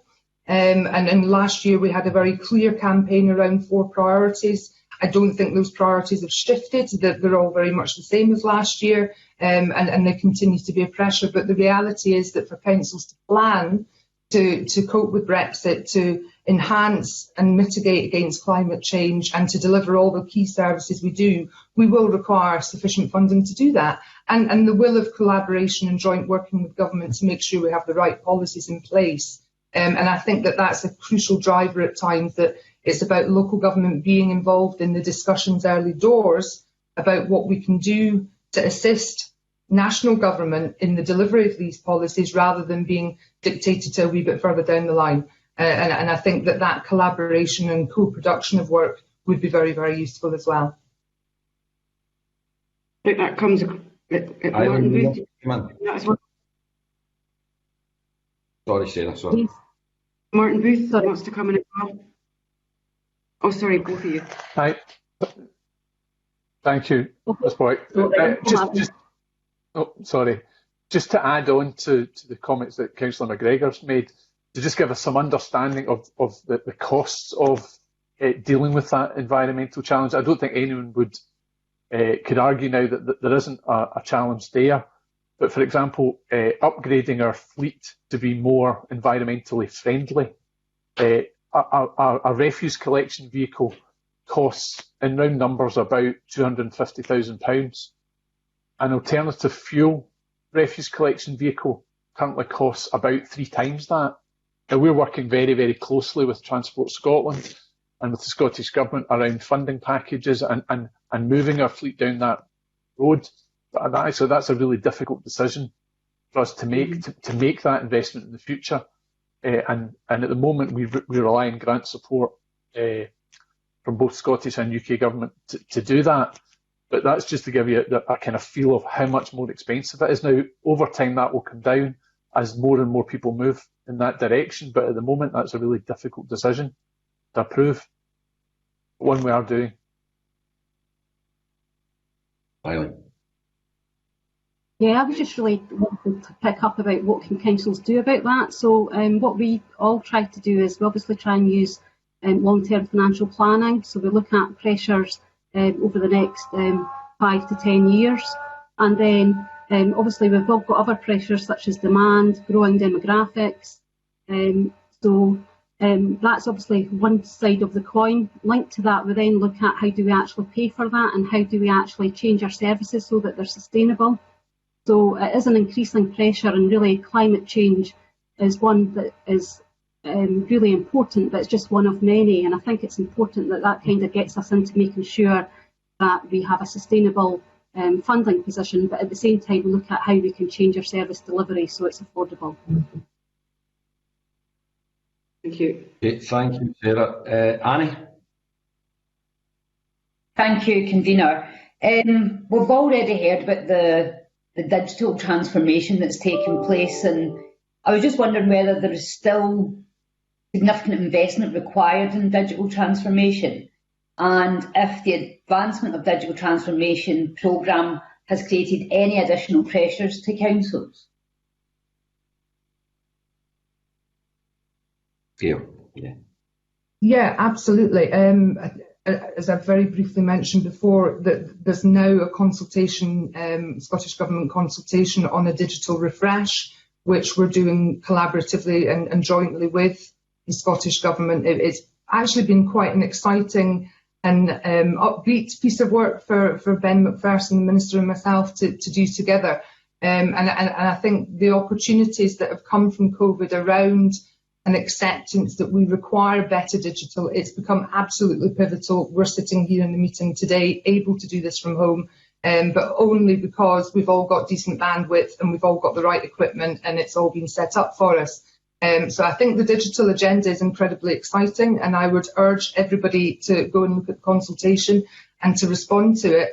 But in a council context, when we're looking again at the entire digital agenda, that will require significant investment, and that will require investment through the UK Government programme and the Scottish Government programme, and obviously contribution from councils as well.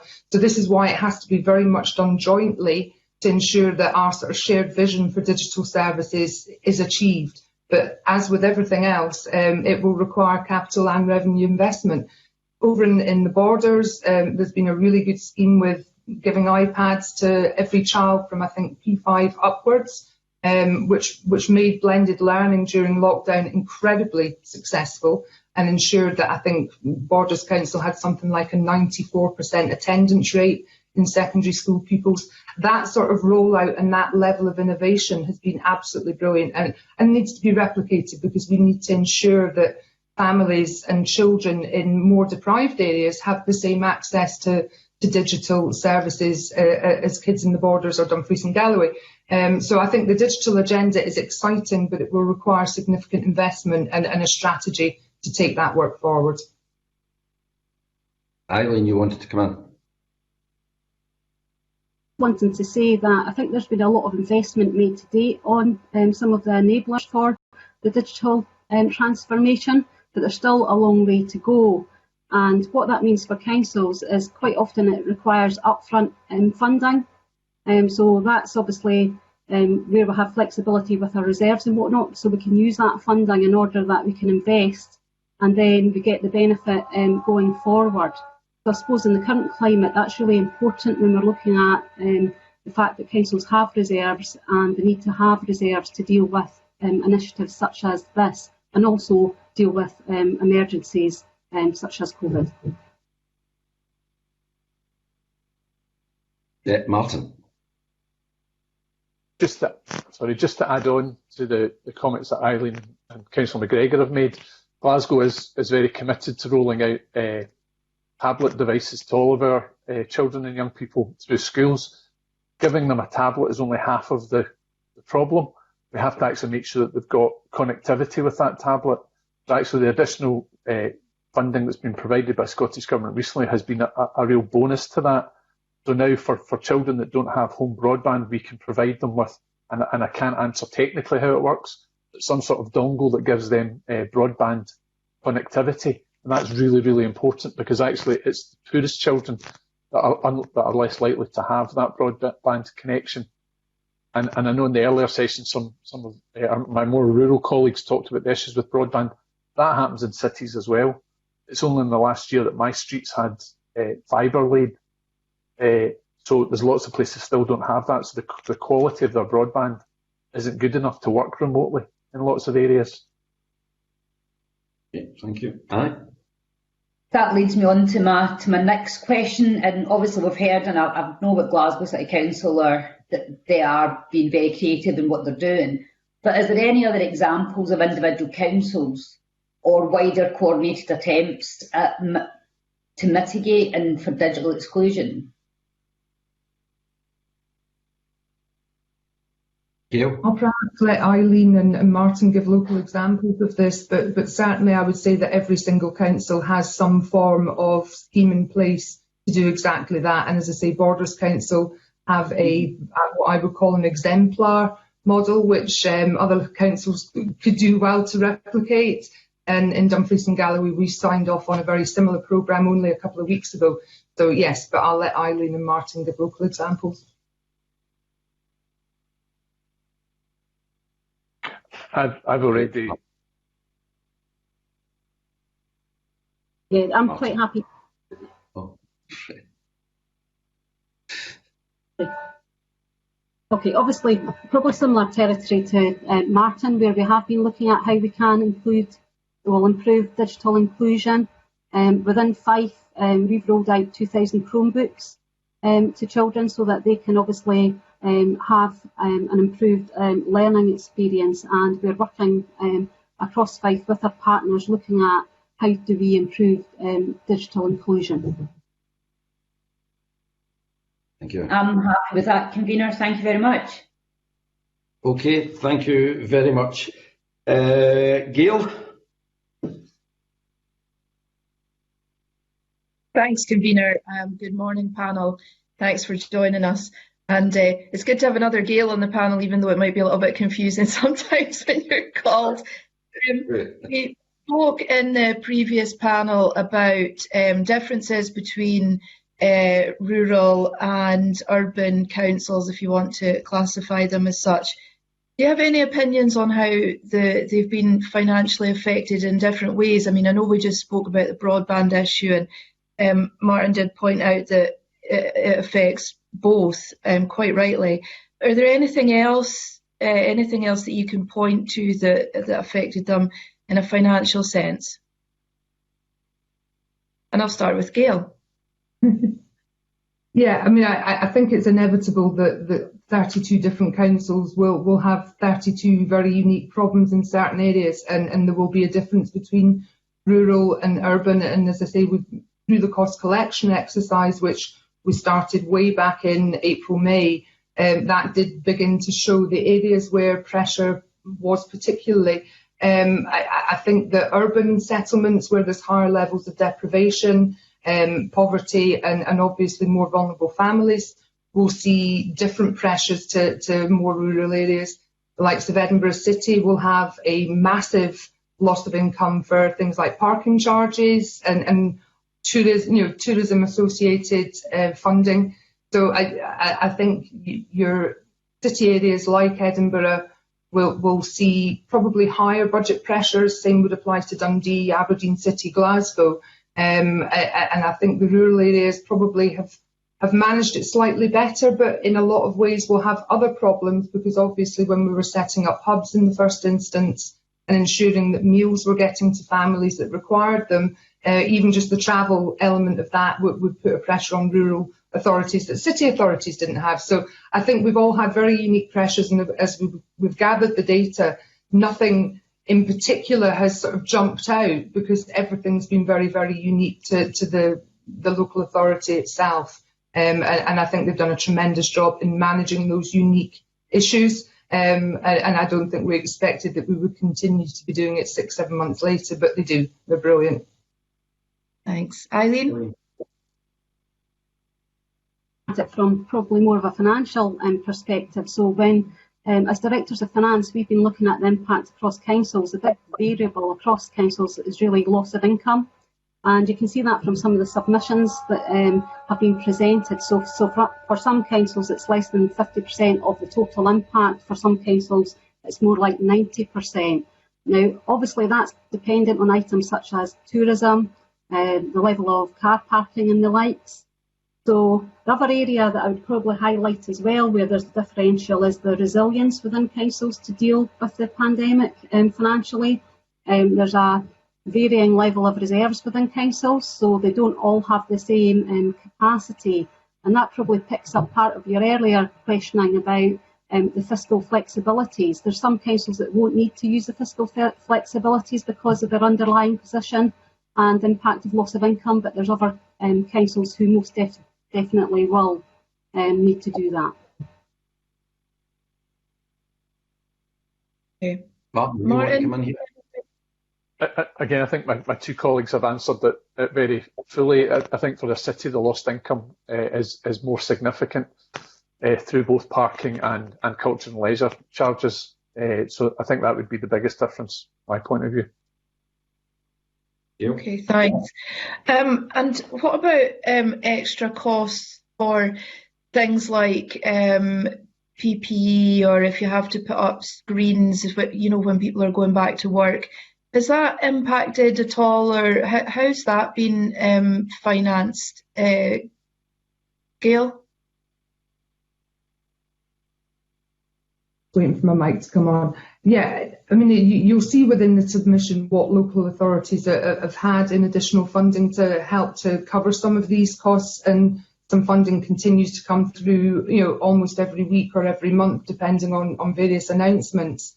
I think the key thing that's happened, though, is that councils have reacted in good faith before that money's in the bank, so that they've started to put in place those measures on the proviso that the funding would be coming through, because obviously the delivery of service and continuing to be able to keep our staff safe and our clients or customers safe as well was pivotal. So I think right across the piece where things have needed to be done, if we knew the funding was coming, we just got on and did it. And obviously there will be a shortfall in some areas, which we're gathering, and we'll just keep sort of recalibrating every now and then to see where we're at with that. I know that Martin wanted to come in, and then Eileen. Again, it's a complicated picture because we're looking at this in total. So there is additional costs for PPE or whatever, and there has been additional funding. There was a lot of staff time taken up with, for example, with setting up hubs or dealing with shielding. But again, that was mostly redeployed staff, so it wasn't an additional cost. So for Glasgow, our big thing is lost income. So the funding we've already received kind of covers the additional costs and the savings we've been able to make, and the bit that's left over is the lost income. So in Glasgow's position, our additional costs were about 135 million, had about 45 million of funding, a gap of 90 million. Our lost income is 95 million. So actually we're more than 100% of our net position is the lost income. Okay. Eileen? We have had substantial costs also, and we've also looked at how can we deal with these costs. So PPE, in schools alone, that's costing us an additional £5 million. We're actually seeing our energy costs in schools now increasing significantly because of the need for ventilation. Cleaning costs, school transport costs, there's a number of costs that have increased significantly. So probably just giving another example of how it impacts on Fife is we expect the impact of COVID this financial year to be 78 million. Now 46 million of that is loss of income. So you can see that there are substantial costs in there that we're trying to deal with and look at how we can fund. And certainly the funding that we've had from the Scottish Government has been welcomed, but there is still a gap remaining. Thank you. Thanks, Peter. Thank you very much, Gail. Andy? Thanks very much, Convener. I just want to echo Sarah Boyack's comments on your submission, which is extremely useful. Thanks for taking the time to provide us with that. I mean, first, a point of clarification for Gail McGregor. COSLA has been asking for, I think, 4 fiscal flexibilities. I understand that they've all been agreed now. Is that correct, just for the record?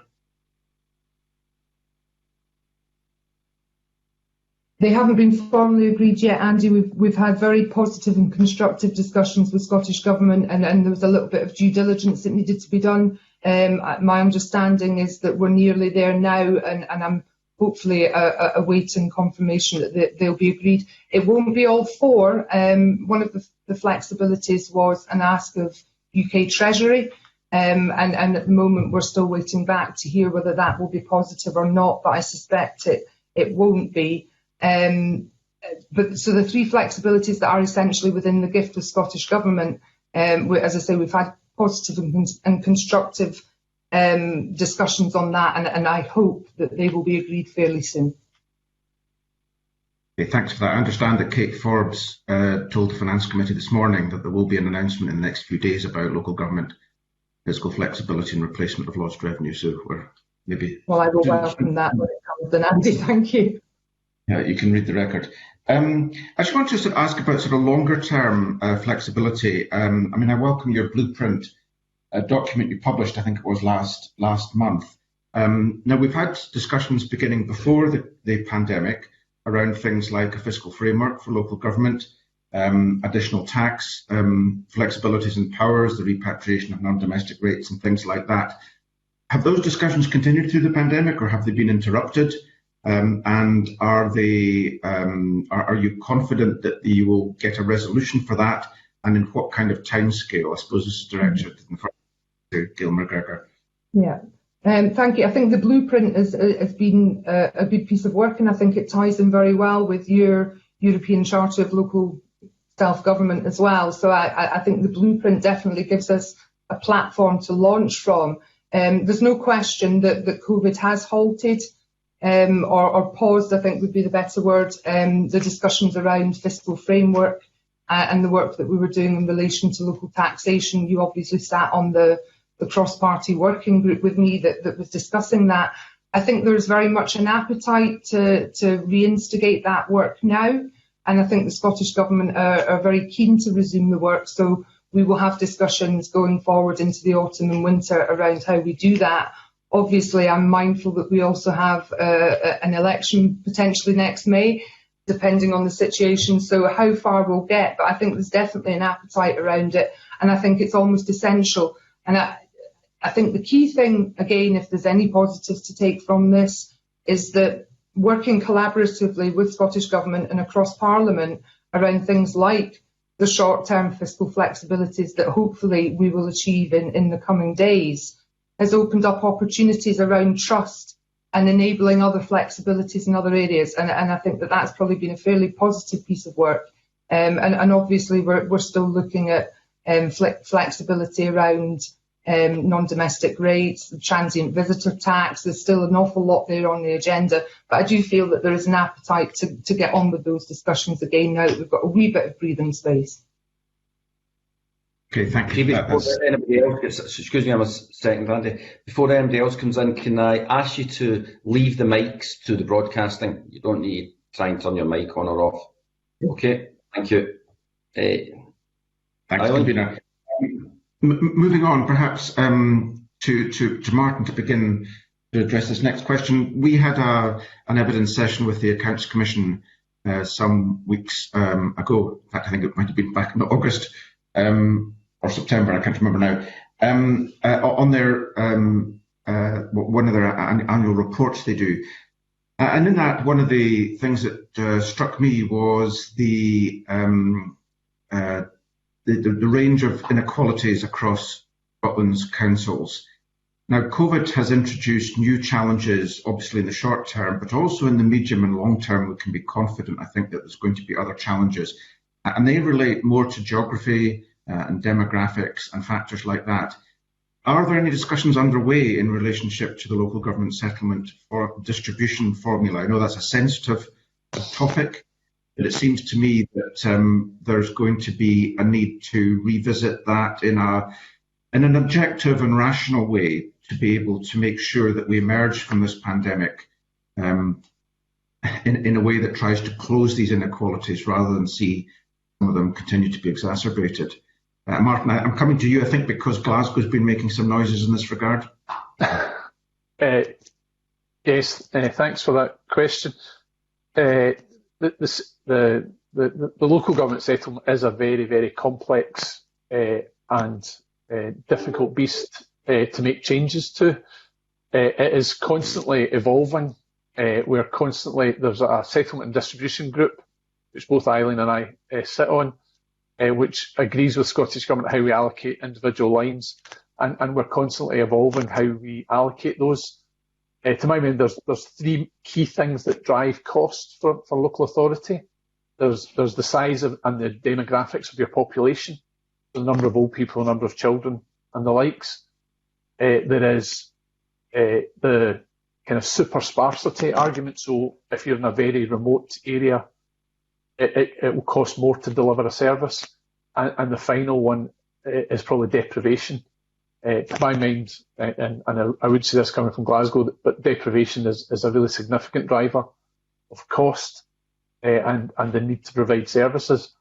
But making substantial changes to this is very, very difficult, particularly in times of limited budgets. It is much easier to introduce change at a time of growth, and I'm old enough to remember when, as part of your annual budget cycle, you had growth options, and they were a significant part of the budget process, determining what we were going to spend more money on. That hasn't been the case for a number of years, where it's been more about having to make savings. So making a change to a distribution formula when there's less money is even more difficult. And the floor mechanism within which stops some councils falling away, becomes more and more of an issue. So it's a very challenging issue, but we really need to have growth in local government before we can probably really address that properly.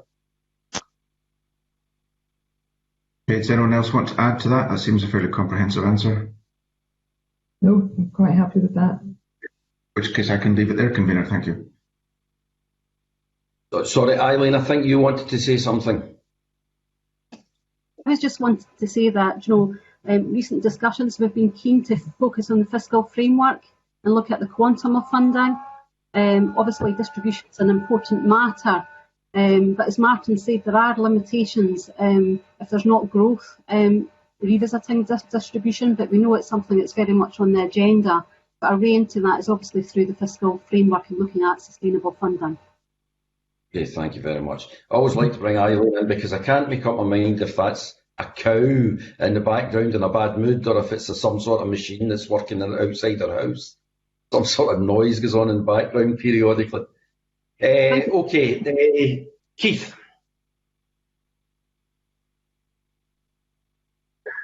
Yes, I assumed that Eileen's in Knockhill along the road from me, and it's the sound of cars in the background. Can I say, first of all, that I think my own experience is local government has done a fantastic job over the pandemic. I'm sure it will be different in different areas, but my local patch has been tremendous. And I want to thank the councils and their employees for doing that. But following on from Andy's point, most of the submissions, either today or ones received in writing, have talked about the need for essentially more money. And just to follow on from the point, if it's the case that those, and this is really, I suppose, for Councillor McGregor, is it the case that that money should come from, as we've just heard, a redistribution of the formula? We've had arguments in the past from Glasgow, notwithstanding the answer we just had, and from Aberdeen. Is it the case it should come from elsewhere within the Scottish Government's budget?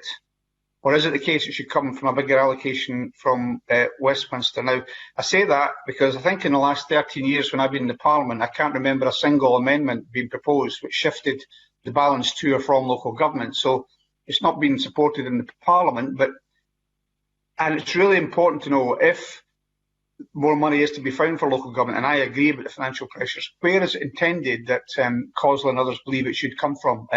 This question specifically, I suppose, to Councillor McGregor, my next one for the other two witnesses. Thank you very much for that, Keith, and thanks for your thanks for councils as well. I think they have done a tremendous job. We look at local government budgets every year, and we've seen a decrease in the grant coming to budgets every single year for the last real terms decrease every single year for the last 10, 11, 12 years, and things don't get any easier. I think one of the difficulties that we have is that we've said it before, and I'm looking to James when I say this, an awful lot of what we do is ring-fenced. And some of it is ring-fenced for good reason. Other parts are ring-fenced, and it doesn't give us the flexibility to utilise that funding. What COVID has shown, I think, is that councils are actually very good at utilising funding and where it needs to be used, if we're able to have those flexibilities. So I don't want to start taking money from other parts of the public sector. I think that would be unfair. The whole of the public sector does a tremendous job, and we work together to deliver for our communities. I think essentially the few sort of short-term fiscal flexibilities that we've looked at for this year and next year are very short term. They will not be taken lightly by directors of finance. They will only be utilised if it's an absolute last resort. But having flexibilities around what we can do in these areas will assist us in balancing the book. So I think it will need to be a cocktail of things. We don't like to talk about distribution because you hate to pit 32 council leaders against each other, and that's essentially what ends up happening. But I think down the line we will need to look at the way funding is distributed, and I think an example of that has been the funding that's come through from the Deputy First Minister for education recovery. So we had £28 million which was distributed through the normal model, and just went out to councils to assist with travel and cleaning and the such like. We've also got a pot of 30 million additional funding for those costs, but they will need to be submitted on an actual basis by council. So I think that in of itself gives restriction. And again, that if that 30 million isn't enough, what model do we use to ensure that councils get their fair share of that funding? So I think COVID has given us opportunities around flexibility and trust and working with government about how that funding is distributed, but none of this is a replacement for cash. So bluntly, whether I'm looking to the Scottish Government or the UK Government, local government needs additional cash, and I will look to both governments for that. So we will work creatively and efficiently to make the money stretch and do the job that it needs to do. But if there isn't sufficient funding in the pot, then something has to give. Thanks, Gail. We will not have our usual knockabout about ring fencing today, I think. Keith. My next question is on ring fencing, convener. But just to say that, if I can, actually for the other two witnesses, I'm not sure whether Councillor Gregor's response. So it seems to be some more money from Scottish Government, which will obviously mean money coming from elsewhere in the Scottish budget, and some more money from Westminster. But on ring fencing, the figure given by COSLA, which we as a committee held last week, 61%, now seems to be discounted, 61% of all funding being ring fenced. We're now talking about protected funding. Just want to get to the bottom of this. If there's an initiative by the Scottish Government, one of the complaints from local governments being that initiatives are created but the money doesn't follow them, was not provided to help councils put them in. And say in this case the money is provided, say for capital works for early years learning expansion, is it the other two witnesses' view that it's not right for the Scottish Government, having been asked for money for a specific purpose, to tie it to that purpose? I'm not talking about the general funds that are passed on, but on specific funds. Is it their view that councils really should be able to use that money in any way they would like, possibly in order to achieve the same aims? Or is it legitimate for the government to say, if it's for this purpose, they want to know that you're spending on that purpose? And that's for Martin and Eileen. Will I go first? I don't mind that. Yeah. Okay, so to give an example, Mr Brown, the funding for 1140 hours is something we're very supportive of. We think it's important to provide more services. We agree with the Scottish Government initiative. They provided resources to increase it from the previous provision up to 1140 hours. But at the same time as providing that funding, there was cuts to our core budget. That core budget provided the funding for the 560 hours or whatever the previous figure was. So you're cutting a core provision, but then funding on the top. But actually, you need to make sure that if you are wanting an initiative, that you fully fund it, and we don't need to make cuts in other service areas to deliver on that initiative.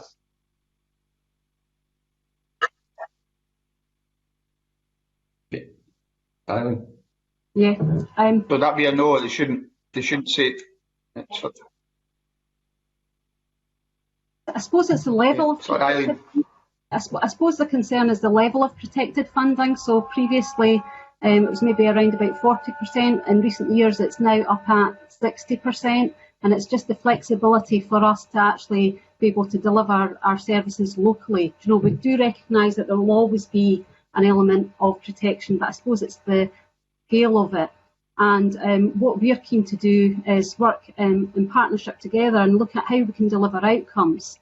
And I think Martin's already touched on this. If the level of protection within the budget is so narrow and of a high degree, it gives us less flexibility to deal with some other services that are really important, like sport and leisure, roads, communities.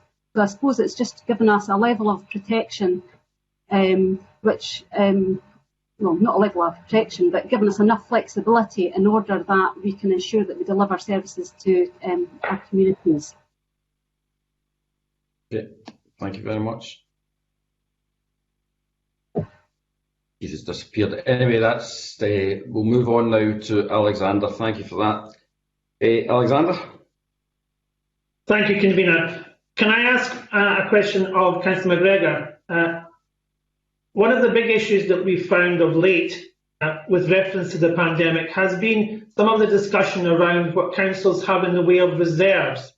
And some councils have had to use their reserves to move things forward. It would be good to hear from Councillor McGregor about what that situation is like, because there are some councils who have not got much left at all to use, and where they go if they no longer have any reserves left in the pot. Yeah, again, a very good question. And one question I've had as a councillor for 13 plus years now is that when do you ever use your reserves? Oh, they're for a rainy day. Well, I think it's probably pouring at the moment. So I think there's a general acceptance that councils will need to utilise reserves where they have them. I think what we have seen, though, is that there's a very varying picture across 32 councils in the level of reserves that they have. And whether that reserve is committed or uncommitted, so that the ability to use it as well as what is actually there. And I think a number of councils actually started to use reserves very early doors, get business grants out the door to assist businesses in the early days of lockdown, when the business grant scheme got up and running, on the proviso that funding would come back to councils.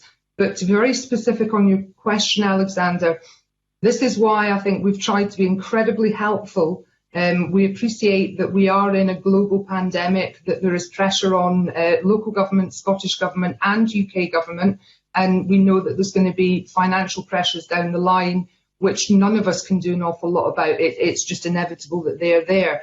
And I think that's why it was crucial that we put together this package, or a cocktail as I call it, of flexibilities, particularly around the fiscal flexibilities. So the additional consequentials, the normal budget that we would have, the reprofiling of budgets, the reprofiling of services, the fiscal flexibilities that will hopefully be agreed in the not too dim and distant future, as well as reserves, should be enough to ensure that no council ends up in serious financial detriment come March next year. And I think it was incredibly prudent of us to do that work collaboratively with the Scottish Government.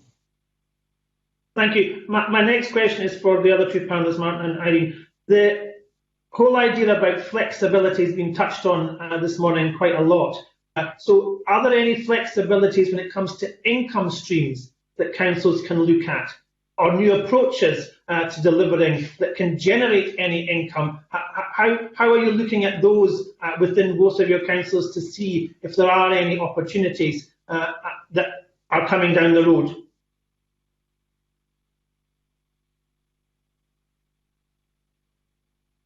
So shall I start there? Yeah, please.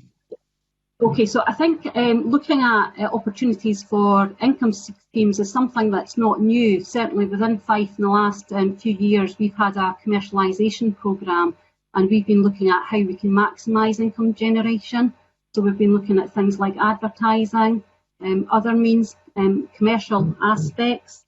I suppose what's difficult at the moment is we've already discussed the impact on income overall, and another big factor is our capacity within the organisation to advance work on transformation, which includes looking at income generation. So it's something that we're all very mindful of. We're not starting from a standing start. We've done a lot of work with directors of finance in the last couple of years also, sharing best practice. and advancing opportunities in order that we can all generate further income. What I would say is the level of fees and charges, for example, within Fife is around 6% of our budget. So I suppose there probably has to be a level of realism about the quantum that additional income would bring in. But certainly the current situation is pushing us beyond that to think about how we can be more bold. Martin. I think Eileen's covered a lot of it. A lot of our fees and charges fall on the poorest parts of our society as well. So it's something we have to be very wary of. But we have grown our income over the years. Prior to being in this post, I was the finance director for Glasgow Life, our Culture and Leisure Trust. And since its inception, its sports income has tripled. Obviously, that's now come as a challenge for this year with that falling off a cliff. I think the thing we have to be very aware of, or wary of, when we're looking at growing commercial income is a number of authorities down south have got into quite significant difficulties where, in order to support their revenue budget, they make investments to return a yield. So there's examples of authorities down south who have bought, shopping centres in other parts of the country, so that the rental income from that supports their revenue budget. Now, that's not a prudent thing to do. It's a very risky thing to do. It's not something that's done in Scotland. And I wouldn't want us ever to be in the position where that sort of move was what was required. So we need to be very careful that our scope to raise commercial income is around the margins of our core service delivery. Okay, thank you. Alexander? Thank you. Okay. I'm content. Thank you very much. Thank you. Thank you, Alexander. That completes our questions and concludes this evidence session. I'd like to thank you all for taking part in the meeting and helping identify some key issues for the rest of this inquiry. So that also concludes the public part of this meeting, and we will resume the meeting in private in Microsoft Teams. We're a little pressed for time this morning, so I propose we resume the meeting in 5 minutes. Please accept the clerk's meeting request for the private discussion, which will be sent shortly. Thank you.